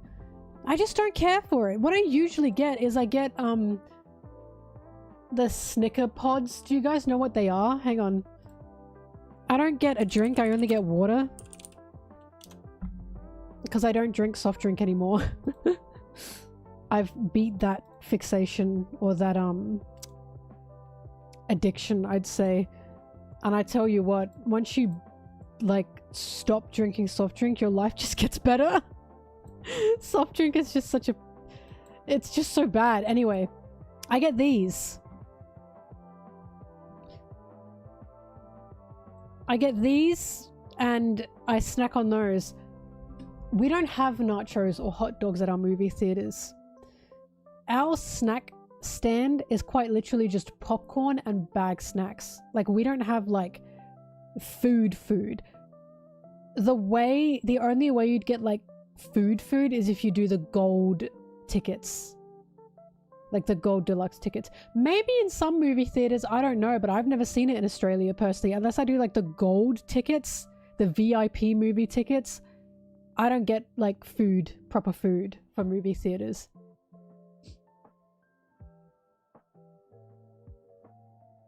Yeah, we don't do that. These are so yummy. These are the most delicious things ever. I love Snickers. But my issue with Snickers is the bar's too big. So when they made these and they're bite size, it was like the best thing ever. I saw this at the movie theater. Immediately I needed it. They're so yummy. But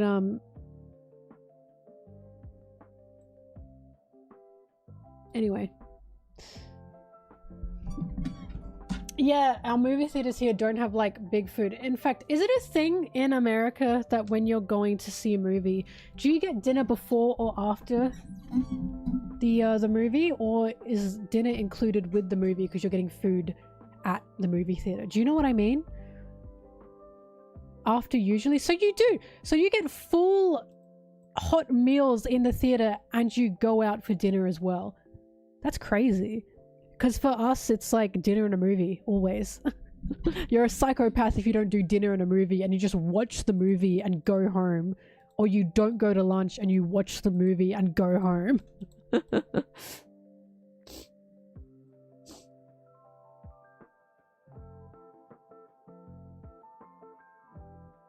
Oh, crazy people. You have caramel popcorn in Italy? I want salted caramel popcorn, ready-made, hot and ready-made in my mouth now. I'm just sick of it. I like popcorn, but I don't like it that much to buy a fucking $10 fucking thing of it, a box of it, you know what I mean? That's so small. I don't like regular popcorn enough to spend $10 on it.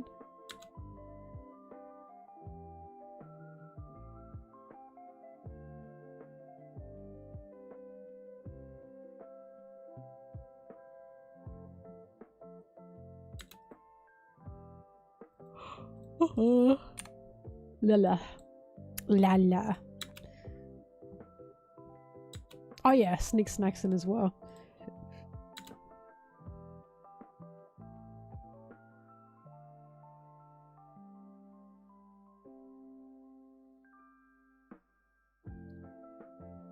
How do I explain this? When I go out to get something to eat, I want to get something that I can't make myself. I can make regular popcorn myself. It's not that hard. Salted caramel popcorn, it's a little bit more complex. I could make it, but it's a bit more complex. That is my rule when I buy things when I go out. I want to get something that I can't make or that is difficult for me to make. Like, I never buy sandwiches. I can fucking make that sandwich. Unless the sandwich has crazy shit in it, I can make that sandwich. I'm not buying that.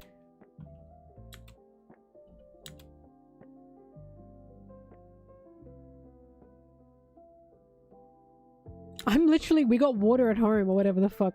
We got McDonald's at home.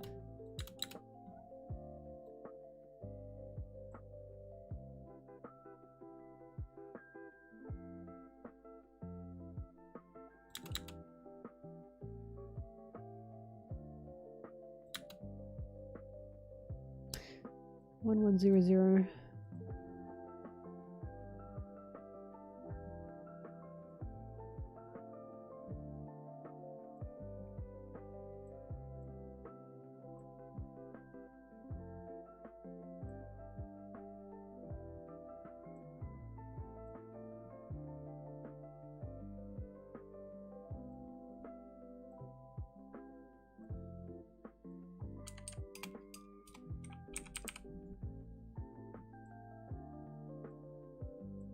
Sorry, I'm looking for things.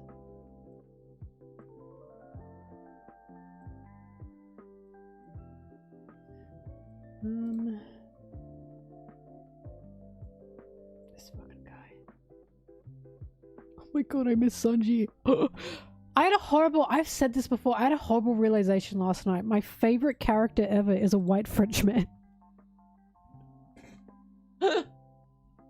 Like, Sanji is my favorite character of all time. I know that sounds crazy to people, but he is. And last night, I was lying in bed and went, oh, fuck. Damn it.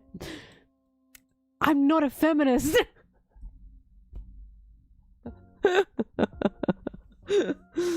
I've let the girls down. Damn. I can't help being this way.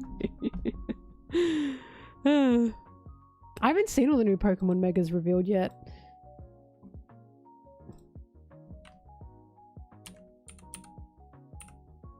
I haven't actually kept up much with the Pokemon news. You know why? Because I just buy the game when it comes out and I go, yippee!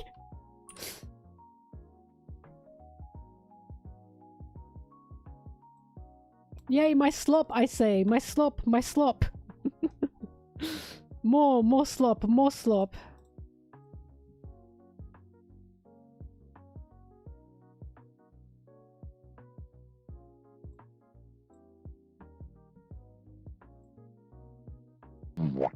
Wop.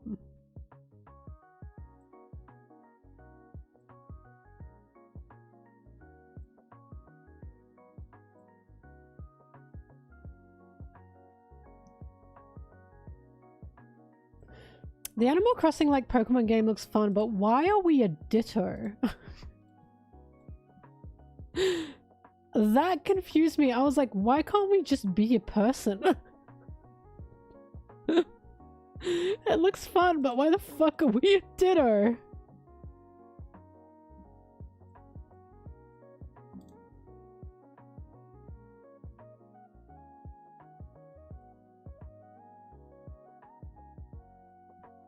So you can use all the moves, I guess. But couldn't you just get the Pokemon to use the moves? Whatever. Whatever. Not my monkeys, not my circus. I say as I'm probably gonna... Actually, I don't know if I'm gonna play it. I don't tend to play other Pokemon games outside the mainline games. The catch and battle games, I'm chained to it. Like, I have only played one Pokemon dungeon. And then I went, eh. I quite enjoy the catching, training, evolving, battling process.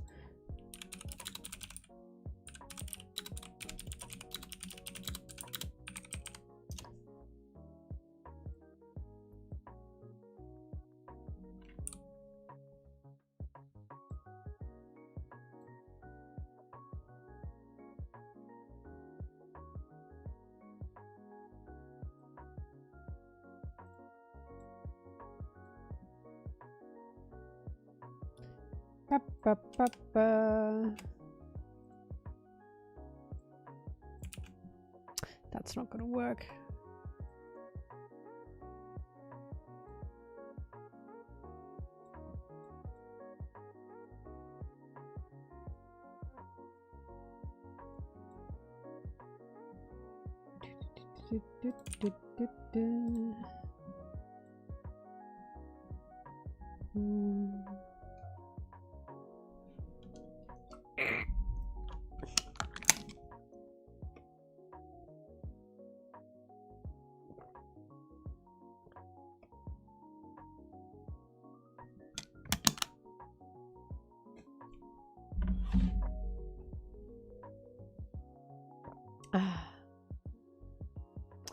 And if I've got an art rare card, I gotta look this up.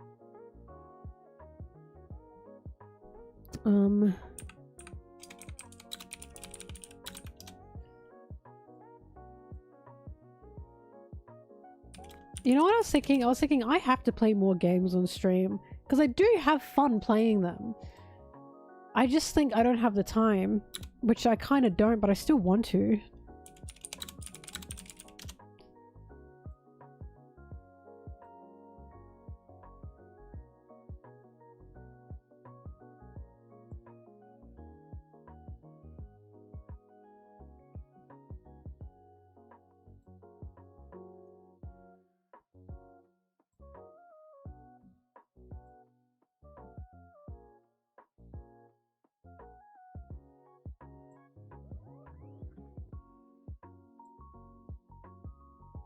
Why are all of these horrible quality?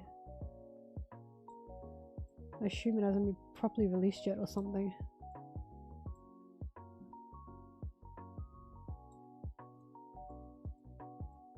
Is this the new card? Oh, she's so cute. I love her.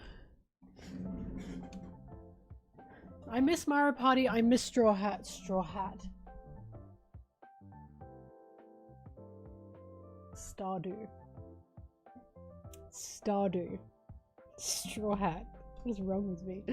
I miss Stardew Valley. I miss Straw Hat Valley. Oh, I love Ambi Pom. She's so cute. I was a bit overwhelmed with Stardew, with the new island. That's what happens if a game begins to overwhelm me. I'm like, I don't want to keep playing. It's too much. I don't want to keep playing.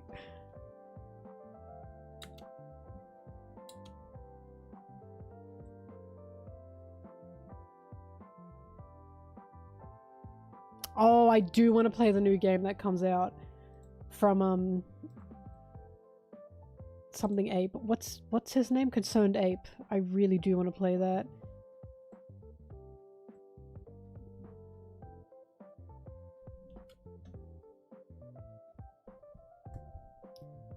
Sorry, monkey. Ooh,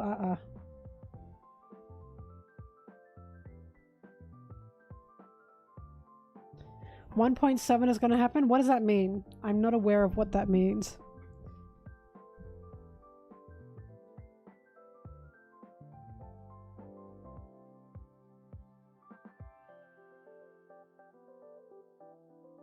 But like what? Like what's in the update? Like why is this that's gonna happen? Why is that like a big thing? Why are we saying that? Oh, okay, just more content. I got it. Because to me, an update can be like, I fixed something, you know what I mean?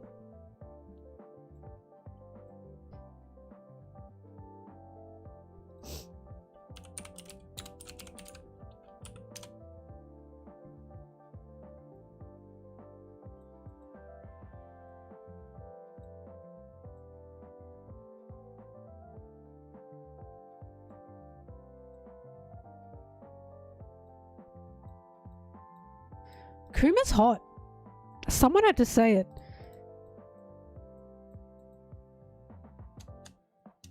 Kuma's sexy.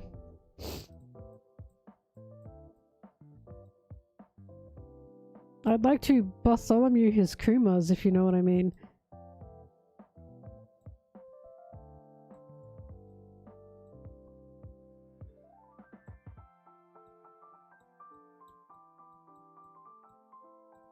Poor his pats. No, no one said Kuma wasn't hot. This panel especially. He's just attractive. That's a DILF. Something really fucking weird about Oda. He really knows how to make DILFs. I'm not quite sure why he has this power, but he does. Because I stand by Dragon's also hot.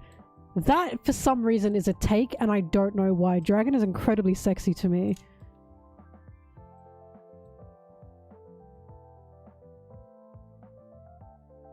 Hottest DILF on One Piece, Roger.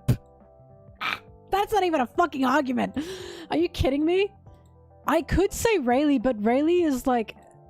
His kid, I suppose, is Hutchie. And to me, Rayleigh's a beautiful MILF. Are we understanding what I'm saying here? Rayleigh and Shaki are like lesbians to me. I know that's a controversial thing to say, but you all know that when I like a man, they're like a woman to me. You all know this. This is not a surprising thing. But yeah, Rayleigh's really hot, but I'd say for DILF, I'd probably give it to Roger. Oh fuck, Gaban. God, he's really hot, isn't he? It's tough, it's tough.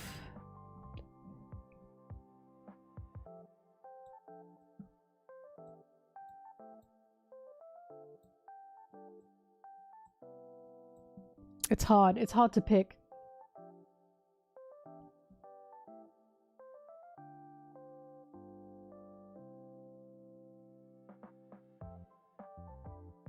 Dragon's up there. I'm gonna say Dragon's up there. I just really like him. Because Dragon is not the same as Sanji and Lauren Rayleigh to me, okay? Dragon is not like unbelievably sad. In the way Sanji, Lauren Rayleigh are. They're not Dragon's not baby girl. Are we understanding?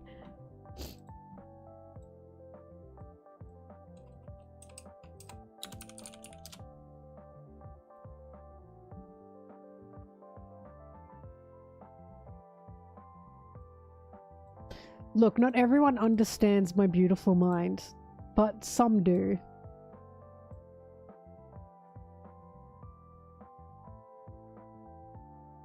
People calling Roger a fraud, who fucking cares? Agenda piece is rotted. In fact, I had a mini argument with someone on twitter.com, I know, but I had nothing else to do, guys, I was sick. Saying that me slandering Garp was like agenda. And they were like, for someone who's not usually on the agenda piece side, you sure are keeping up the agenda.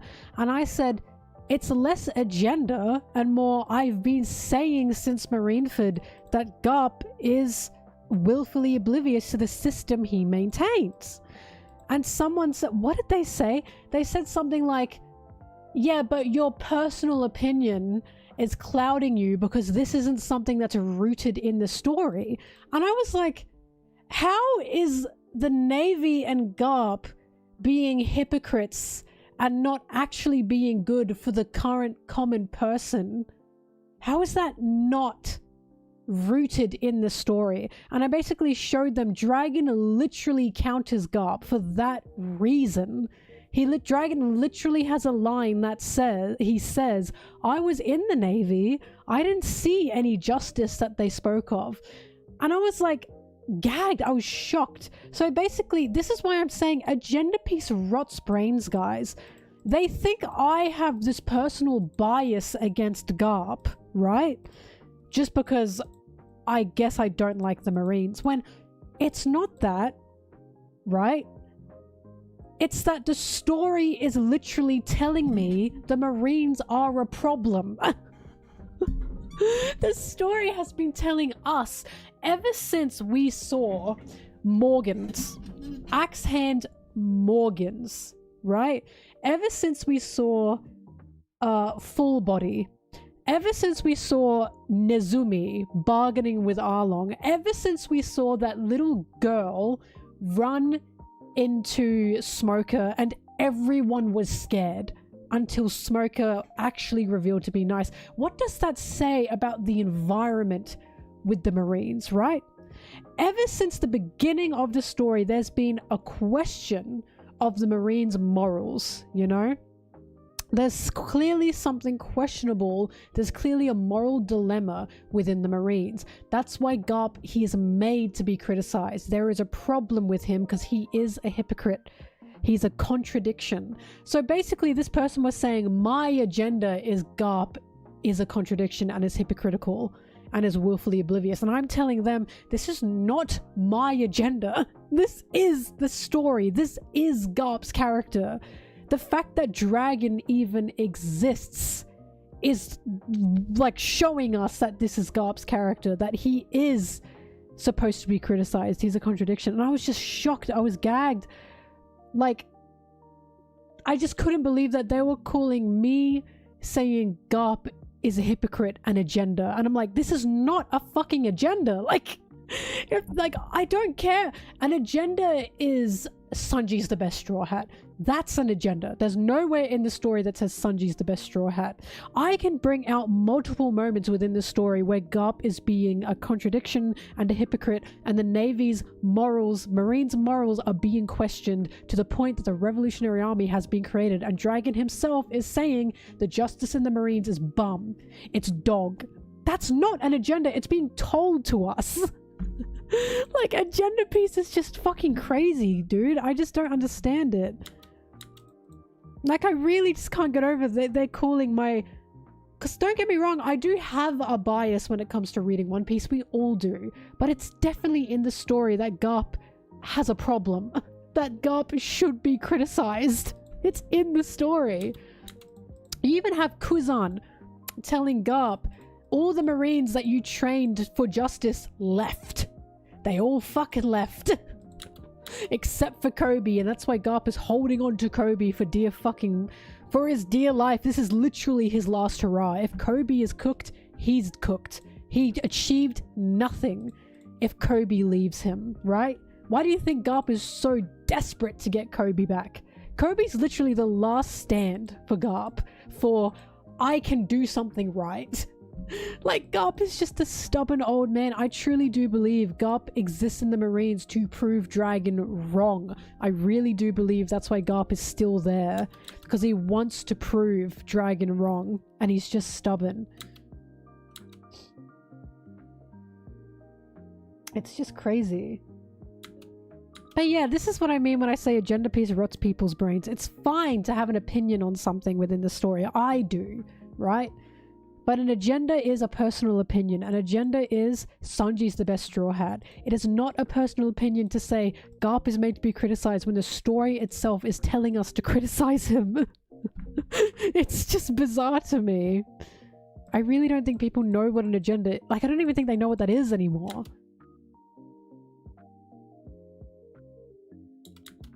I have agendas, don't get me wrong. I know I do. But at the same time, I'm not gonna, like, fight for my fucking life that the story is saying it so.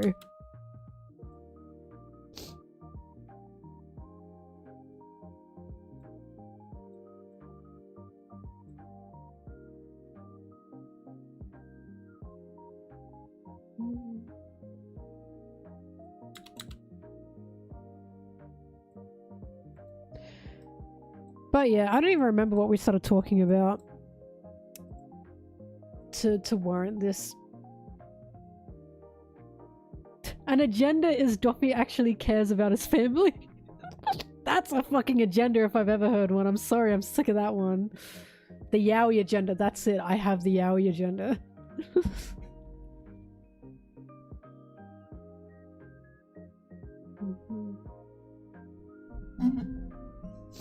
Zoro's big fat juicy boobies agenda.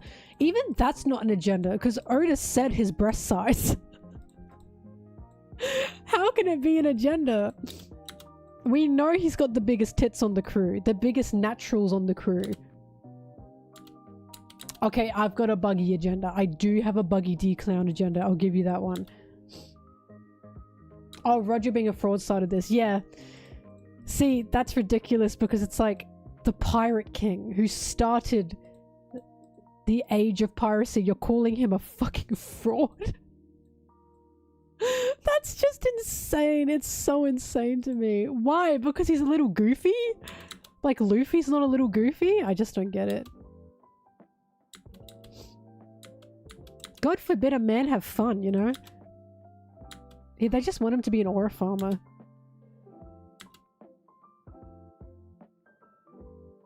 What is Dragon rank? He's pretty high up there. I'd put him in A. But I do moan when he's on screen. Anyone who doesn't have the buggy agenda is a fool.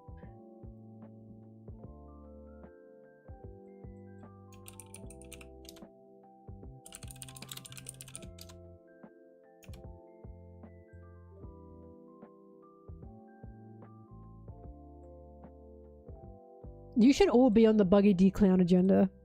You're an idiot if you're not. I did have a bit of a dragon agenda, but the dragon agenda was also less of an agenda because it's like, this is the leader of the Revolutionary Army.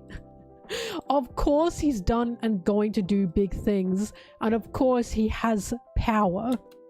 He's the fucking Revolutionary Army founder. Even that in itself is not an agenda because he is the leader of the Revolutionary Army. The first appearance he ever has is saving Luffy and seeing Luffy off as his own son starts his journey. Like, the dragon agenda was barely an agenda. Like, it was always there for anyone who used their brain.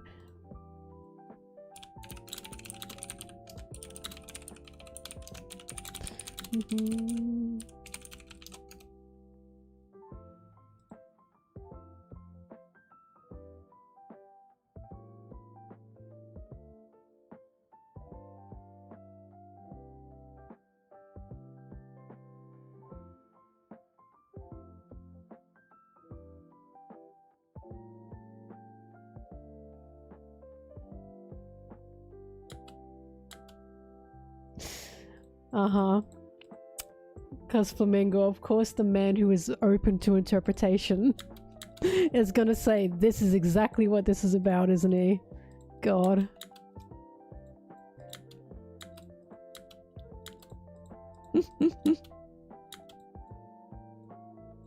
Also, who fucking knows if he even said that, honestly?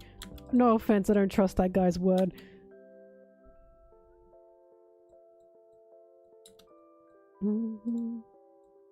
But even that's not true because there's been multiple SBSs where someone has asked Oda, does this mean something? And he says yes.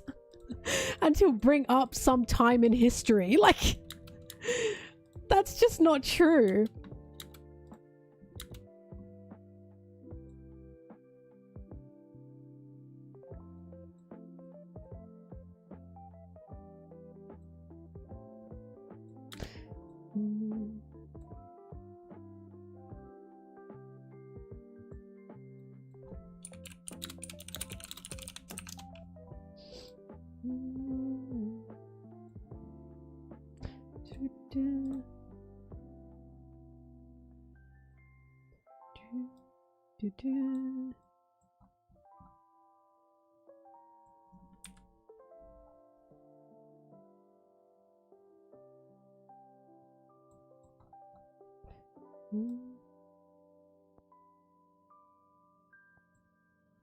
Also, never forget when Oda said he's expecting his older audience to read between the lines and see the deeper meaning in things.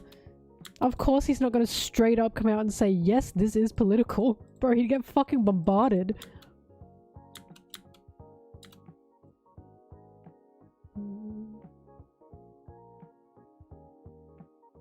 I mean, he's an incredible history buff. Oda's an insane fucking history nerd. We know this. He's said it. He's obsessed with history. Like, his whole story is about the importance of history. Oh, I just think it's cool. Like he's going to say, actually, you know what I mean?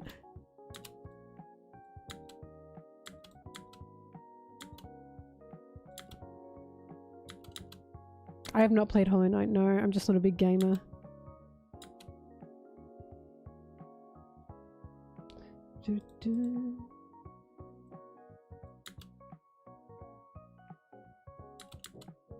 This is like Joy Boy meaning or Luffy Gear 5 meaning anything. I just thought it was cool.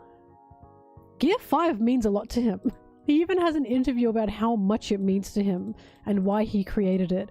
And you like, I'm sorry, that's just oh, to be a fly on the wall at that moment, I think. Maybe he just didn't want to talk to him.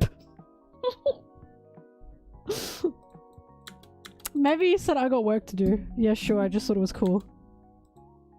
Sorry, I think I'm being mean, but I just don't care about that guy.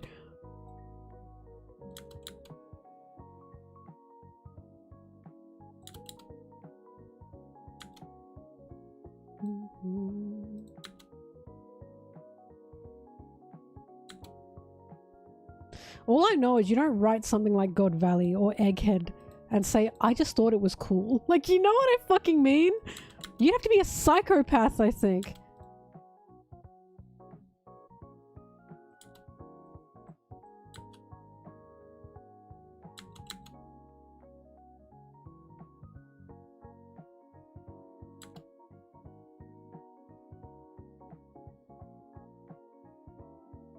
I was thinking that too, JD Colors. I was thinking this a lot.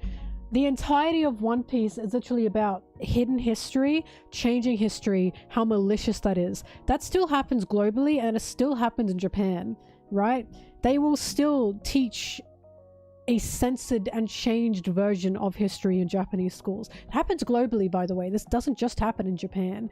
But they still do that. And it's like, there's no way the man of the who has the biggest manga in the world and in Japan is going to say, yes, this manga is criticizing the changing of history, including what we do in the Japanese, like, education system. Can you fucking imagine what would happen? Like, there's no way that he's just, like, going to admit that when he's definitely going to get hit by incredible censorship if he does that. He gets away with it because he's pretending that there's nothing going on, but we know there is, which is why when we get people going, oh, it's not political, it's not political, it's like, that's exactly what they want you to think. But anyone with a fucking frontal lobe can see this is political, right? Anyone can see it's political. But there's no way the author of the biggest manga ever is going to say it when he will definitely be hit by censorship if he does. Like, I'm shocked that he got away with the anti-colonization theme of Skypiea. I'm shocked he got away with that. And the reason I'm shocked with that is because Japan is still colonizing Okinawa. They've colonized Okinawa. I don't know if people know this. Okinawa is not native to Japan. Okinawa was colonized the same way Hawaii was colonized by America and still is, right? I am shocked that he made a story about this land was taken over, the indigenous population was killed, genocided, right? Is that even a word? And now the indigenous population are labeled the villains for wanting their land back, while the other side are going, oh, what if we just do this for you? And they're going, fuck you. You've killed us. You've killed our people. You've prolonged this war because you just won't let us even live on our land anymore. All they want to do is live there, right? That's what Skypiea is about. This is all the way back in like 2002, mind you, you know?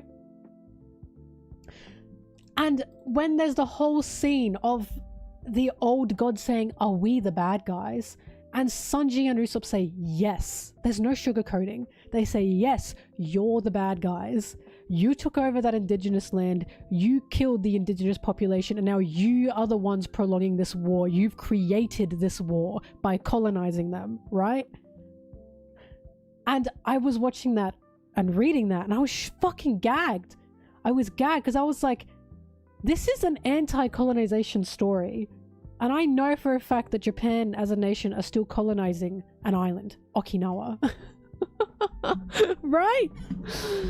And same with, like, from what I know, One Piece is not censored in China.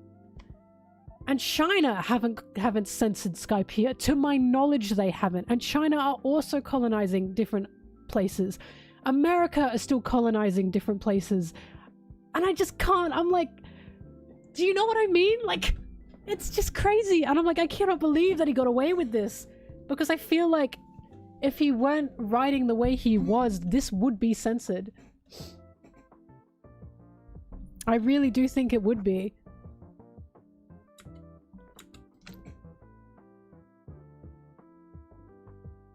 He gets away with it because he's incredibly good at sugarcoating. Incredibly good at it. This is why I say, one of the things I like about One Piece is you've got that beautiful fictional layer on the top that you can indulge in. But if you want to go deeper and you want to get pained, you want to feel pain, you dig under that sugary layer. He's really, really good at letting us indulge in the fiction while also allowing us to go further if we so wish. And that's what lets him get away with it. he's just very good at it. And he's also making lots of money, that's true. But back in the day, you know, back in the day, One Piece was big, but it wasn't like as big as it is now. And he made Skypiea, and it was just like, okay, damn. Skypiea was quite a statement in my opinion. I think it really was a statement. All I know is he was friends with Kazuki Takahashi, who was the Yu-Gi-Oh creator, Fly High, and Kazuki Takahashi was a leftist. Very much a leftist. He once made a political art with Yugi, with Atem, so Yami Yugi, and Dark Magician and Dark Magician Girl, and it basically said, go vote. It said, go vote because Japan's becoming hard to live in because of these issues. That was, you know, right-wing issues. And he said, go vote, and he got fucking cooked for that online. He got insanely cooked for that online. I don't know, again, I don't know these men personally, but I think it's quite clear where they stand.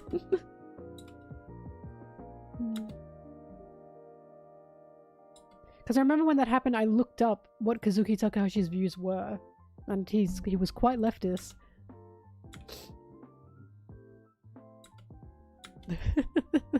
Maybe. It's just... like, I'm so glad that Jork and Mama Jork pointed that out, that he's lying when he says, oh, it's not that deep. Because of course he has to fucking say that. Like, otherwise he's gonna get beaten the fuck up.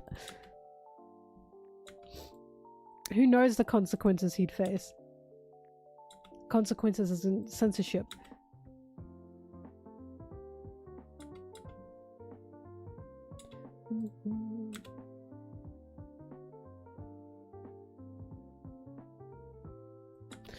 Go Nagai as well, I believe, is the same Devilman author.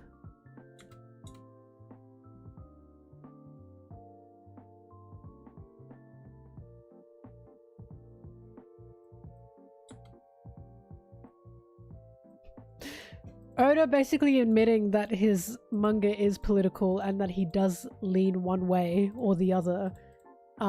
He'll definitely face censorship if he does that.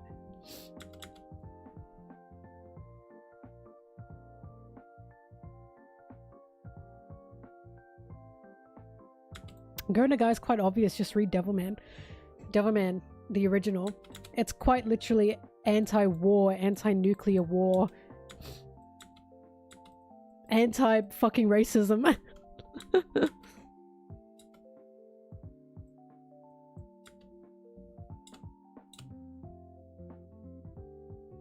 Witch Hat Atelier as well. Oh god, I love her. I love her. Because I say all this about Oda, he's still got so many problems.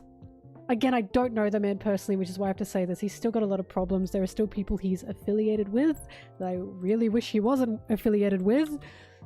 So this is why I'm like, I don't put all my eggs in one basket. I'm not going to defend that man. You know what I mean? I'm not defending him, but I think I do know where he stands with how I read his work.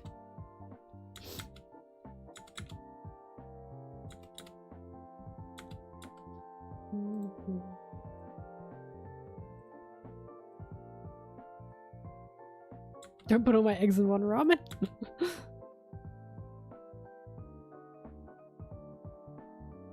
Chainsaw Man is obviously political because it's inspired from Devilman. I keep saying I haven't read Chainsaw Man yet and I want to, but I'm scared that I'll become really obsessed with it because it's clearly a heavily Devilman inspired series. It's called fucking Chainsaw Man. Like, I know I'm gonna get obsessed because I know it's the new age Devilman. So I'm scared of it in a way.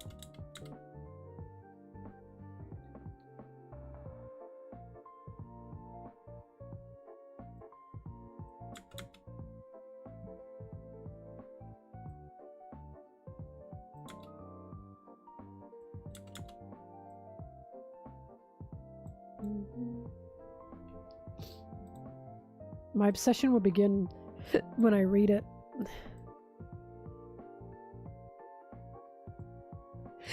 Oh god. Well, it's like Oda writing about a revolutionary army, you know?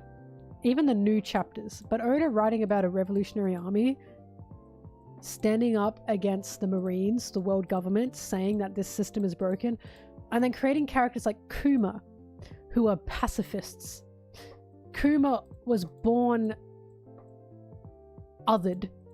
He was born with chains, basically, both literally and hypothetically, like metaphorically, right? But Kuma all his life has been a pacifist. He's a soft guy. He's a sweet guy. Kuma doesn't like fighting. He doesn't like war. But for him to exist and to be free, he has to fight. The fact that Kuma as a character exists and he's a revolutionary army member, a founder, and he's a pacifist through and through is a showing of just how fucking political this manga is. Like Kuma's such an example of that.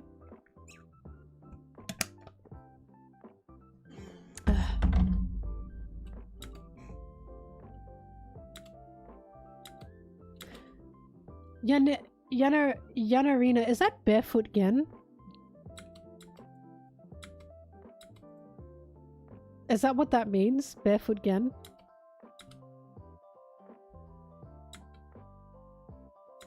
I've seen that, and you are correct. That is one of the most haunting anti-war, anti-imperial Japan, like, things I've ever watched. I remember I was shocked when I watched it because literally the father in that series is shamed by a lot of people in the village because he refused to sign up for the war. And because he was like, what are we fucking fighting for, right? Who are we fighting for? And then the bomb is dropped. That's what it's about. It's about the atomic bomb. The bomb is dropped, and then the soldiers are marching through and going, or the people marching through, they're going, the war, we lost the war. And the mum, who's distraught over like losing everything, losing her family, says, who cares? Who cares? What fucking war? And for what? We lost, like, even if we won, so fucking what? Like, it's incredibly anti-war, anti-imperial Japan to such an extent. I was really shocked when I first watched it. It's worth a watch. It's called Barefoot Gen. You'll probably be as shocked as me if you watch it. It's just so sad. But movies like that are why when people talk about countries and they talk about them like they're a whole hive mind, you know what I mean? Like, people talk about like Japan, like, oh, Japan as a whole think like this, and it's like, that's just simply not true. The governments are the issue, you know? The governments are the problem. There are people in Japan that do think like that, but there's plenty of media and artists and voices out there that we see. No, not everyone fucking thinks like that. They don't fucking all think like that. Many people living within the country despise the way the country is. Like, it's like thinking everyone in America is a conservative because of the government that you have, you know what I mean? And of course that's not the case.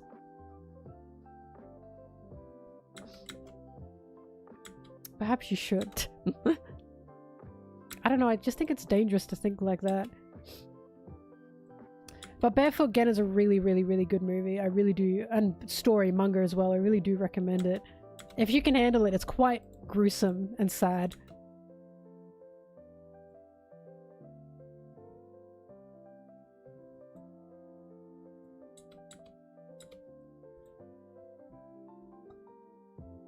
There he is, that old bastard.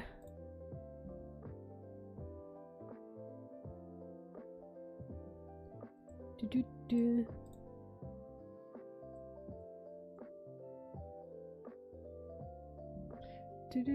But I've talked about Devilman before. The whole Devilman story is a metaphor for nuclear war. All of it. Devilman is one of the biggest anti-war medias you will ever read. Ever. The ending is even a reflection of what the world would come to if we just kept going. Yes, Crybaby, very much so. All of it is.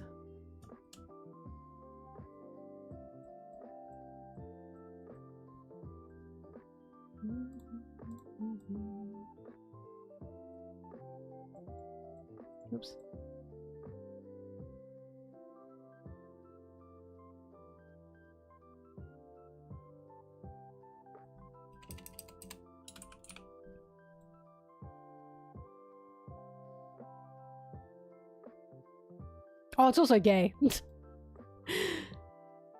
It's got a lot more subtext in Crybaby, but in the original manga, they're literally talking about nuclear war.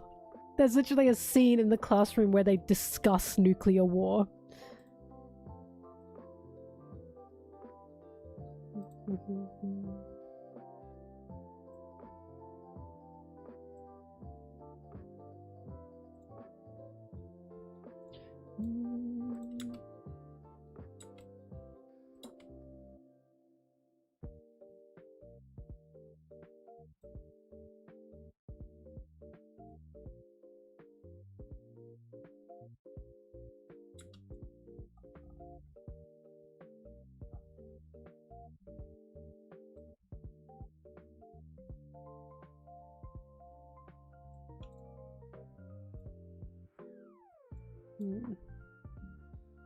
I've made a Devilman video.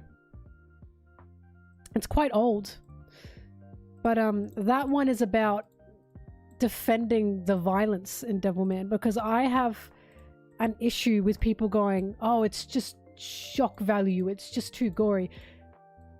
Because the way it speaks of it, it's like violence has no place in media or in storytelling. Gore has no place in media or in storytelling. And I hate that. I hate that mindset. I hate the mindset of it has no place, and also it only has a place if it has a point.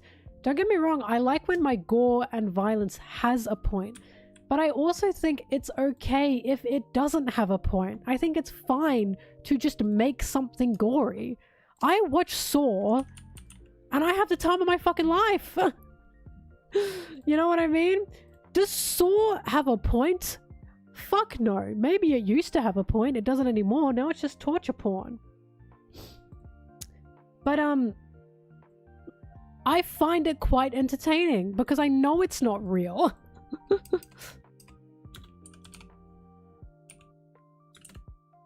First one, maybe, but I know it's not real. I know no one is being harmed. I know this is harmless fun. I've seen the Terrifying movies. They're alright. They did make me laugh because it's like, there's no fucking way this shit could be set up in this time. Like, I can't explain it. The Saw movies are so gory to the extent that they're humorous because it's just too much.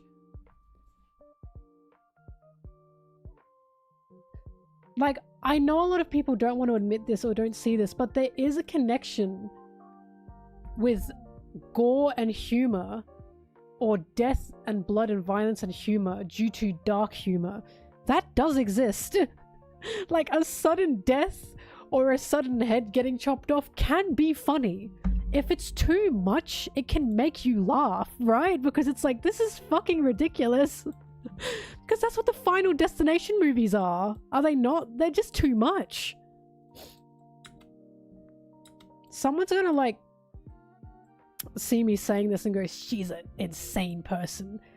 You know what I mean?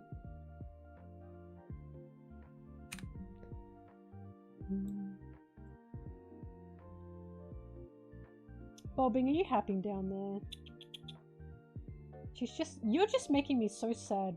Oh, she's got goop eye. Goop in her eye.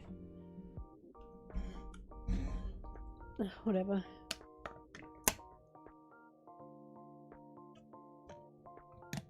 There's a fine line between comedy and horror, and that's why some of the worst horror movies are some of the funniest movies you've ever seen. The barrel of water. My jug? You're not happy with it? I love my jug.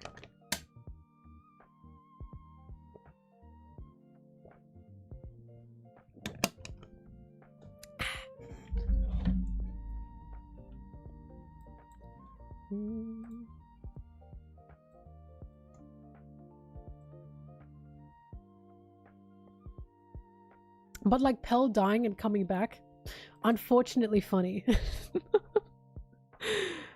I laughed. He laughed. It was beautiful, but it was funny.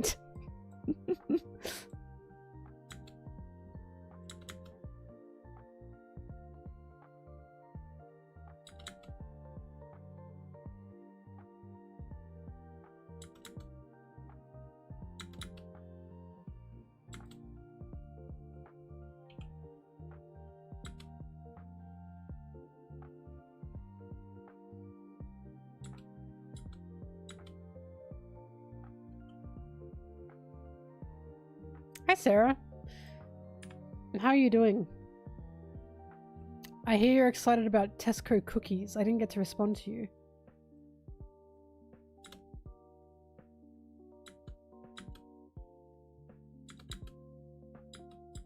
You got the cookies, girl. Good.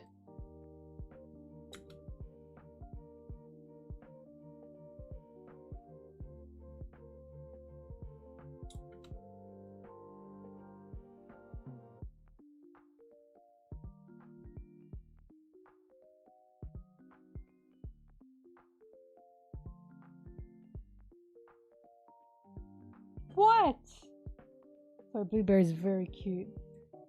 She's very happy on the floor.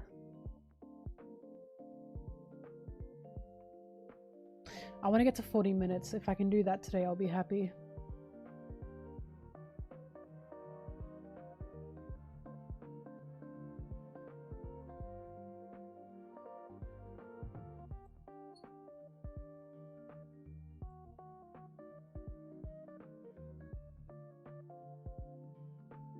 It's about 54 minutes, Sarah.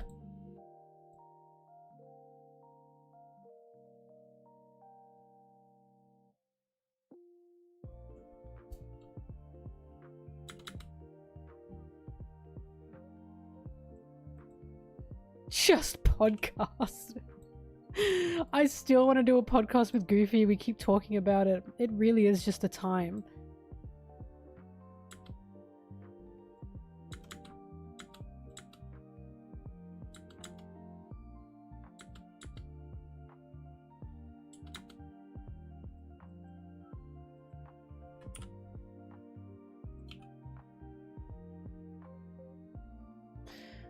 I've got many ideas for tier lists, I just haven't been able to execute them.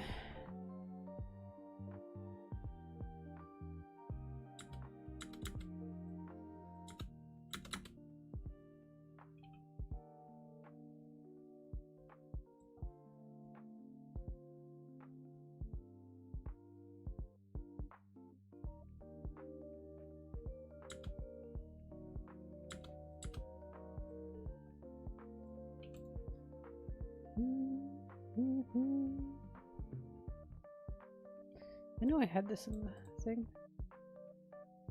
Oh god, yeah, Alabaster video. The script, man, the script. I have to get all this out of the way first.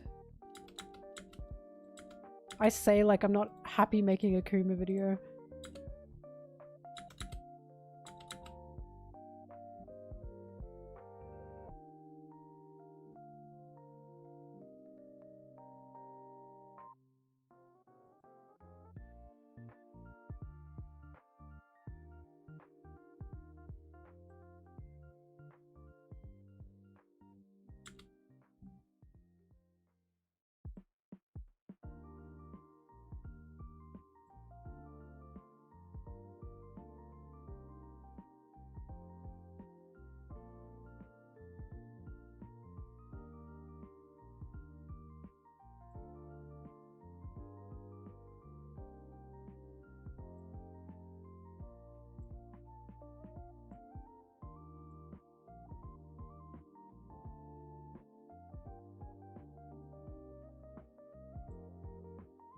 Damn, I'm spitting. It's been a while. I forgot what I say in this video.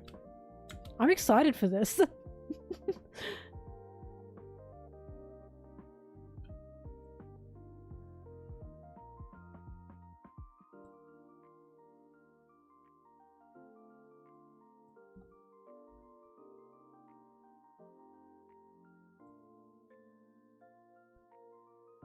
If we did a flashback sadness tier list, I'd have to explain every flashback to Sarah. I don't know if she's up for that.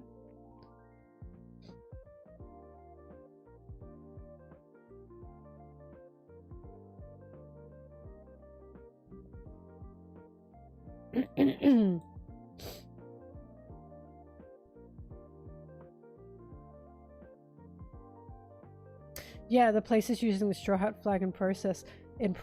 It's mainly an Asian continent thing right now, isn't it? It was Nepal and it was Indonesia. They were both using the straw hat flag in protest, weren't they? which is just incredible. Honestly, if I were Oda and I were seeing regimes being toppled with my creation being held up as a form and sign of these people's liberation, I'd be crying. You know what I mean? That's just crazy. France as well. Oh, of course, France love One Piece. I've told you guys that when it comes to bringing reality into fiction and fiction into reality, when it comes to like mentioning real world things and talking about One Piece, I'm a bit iffy about that because I feel like it's kind of undermining the real world struggles that people are going through. But at a protest, bringing something that is symbolic to you into these places, I think fucks. I think that fucks because I've seen people do it with The Handmaid's Tale as well. They will dress up as the women from The Handmaid's Tale to protest what's happening to them and women's rights, you know? And I think that's quite a powerful statement, personally. I think it always has been. The only issue is it can go wrong. Because it's great to see that for One Piece, the flag of One Piece for the Straw Hats being shown at protests of toppling governments, right? Or women dressing up as the handmaids from The Handmaid's Tale when it comes to protests regarding women's rights and women's autonomy. But I'll just never forget when Black Lives Matter protests were happening and someone had Deku from Hero Academia saying Black Lives Matter on a sign, and I'm like, girl, he's the super cops. Like, Deku's like a cop. Like, I think that one's a little... I think that one's not it. It's like doing the fucking Attack on Titan salute at the Nepal protests. You know what I mean? I'm not sure about this one. I'm just not sure about this one. I saw it. I was gagged. Hero Academia is literally the fucking super cops. So this is what I mean. I think there's a fine line, personally. I am not brave enough to bring a piece of fictional media with me to a protest to hold that up, because I'd be like, what if I'm getting the wrong message here? Do you guys know what I mean? Because what if I'm the person holding up a Deku sign at a Black Lives Matter protest? I just can't do it, man. I can't do it. But Nepal was based. They were based. Nepal and Indonesia based. Like, they're on point. They get it. Imagine dressing up as Garp. Stop. When I hold up a Sanji sign at a protest, if the protest was for cooking and people who cook to have rights, for cooks to unionize, I guess.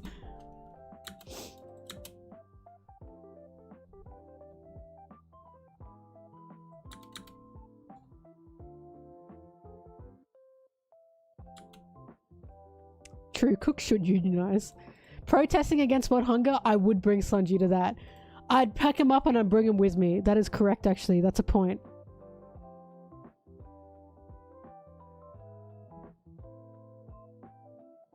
Exactly, Sarah. Like, it's a bit of a worry.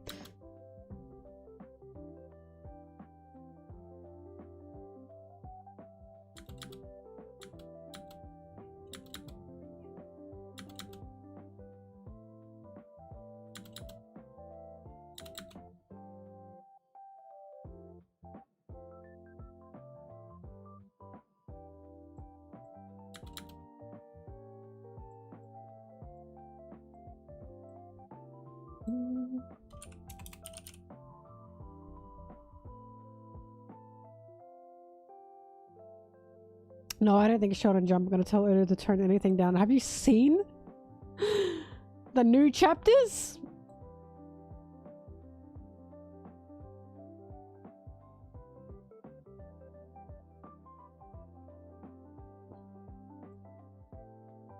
I miss my long hair. I'm channeling hair growing energy. Look how much my hair grows out though. That's crazy. It'll be long again soon. I've told myself that once all the pink is gone from my fringe, I'm going back to a full head. Because that's about that much.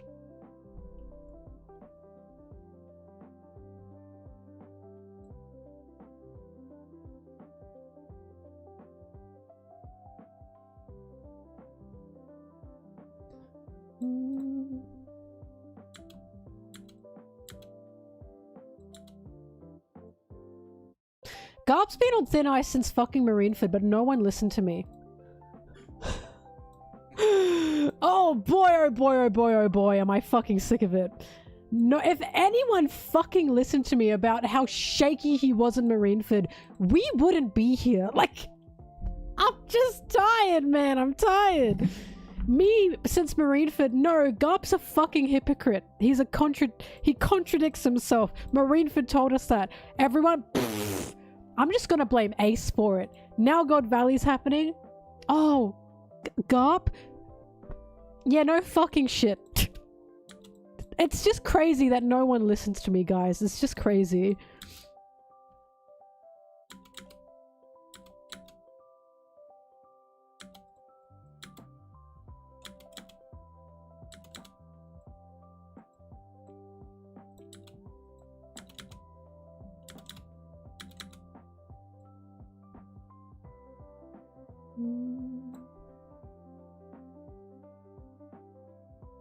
Hey man, can you make your steak less juicy?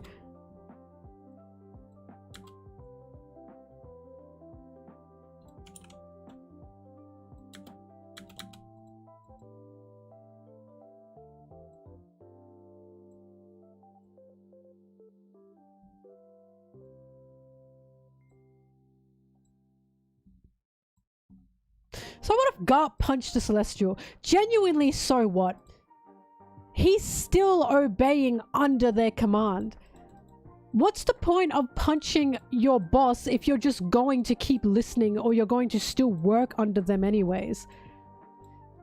Dragon is the one that took out a Celestial. Garp's fucking in the dirt right now. The fact that he is still a Marine is the issue. I don't care if he's done anything to a Celestial on God Valley. He's still a Marine. Dragon is the one who we should be holding up as the ideal, not Garp. Like, I don't care what fucking Garp did on God Valley because he's still a Marine. He saw the atrocities and he decided, I'm gonna stay in this system. That's just fucking crazy. Just crazy. The Marines who transported a literal slave ship to Genocide Island, and I'm meant to look at Garp and go, he's trying his best. I don't fucking think so. Like, it's not happening, not on my watch.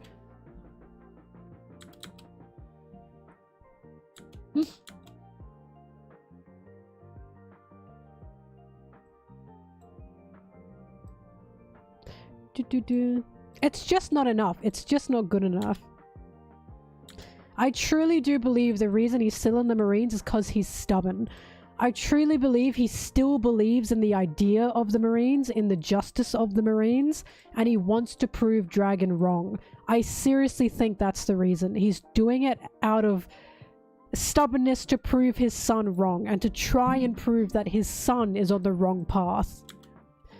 And that's why I look at Garp and I'm like distraught, because I think he knows. He's dug this hole.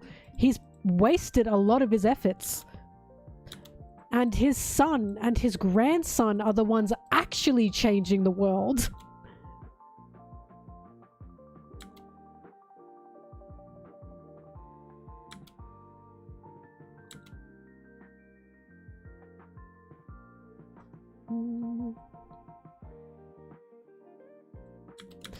Here's the thing, people going, Roger Garp, Roger Garp, Roger Garp. Roger had no fucking choice is what gets me. He was a dying man. He didn't have any. No woman was pregnant when the Roger Pirates split up. For him to find the Roger Pirates in time to get Ace and Rouge to them, he'd be dead. They split up and they basically went missing all at the same time, so they couldn't get caught. Garp was the only person there that Roger could like place any trust in, because he knew they were going out and killing women trying to get Roger's child. I honestly think Garp was a last-ditch effort to try and save Ace. I truly believe if Roger had the chance and the choice, he would have told his crew. He would have told Rayleigh. But Ace was the world's biggest kept secret.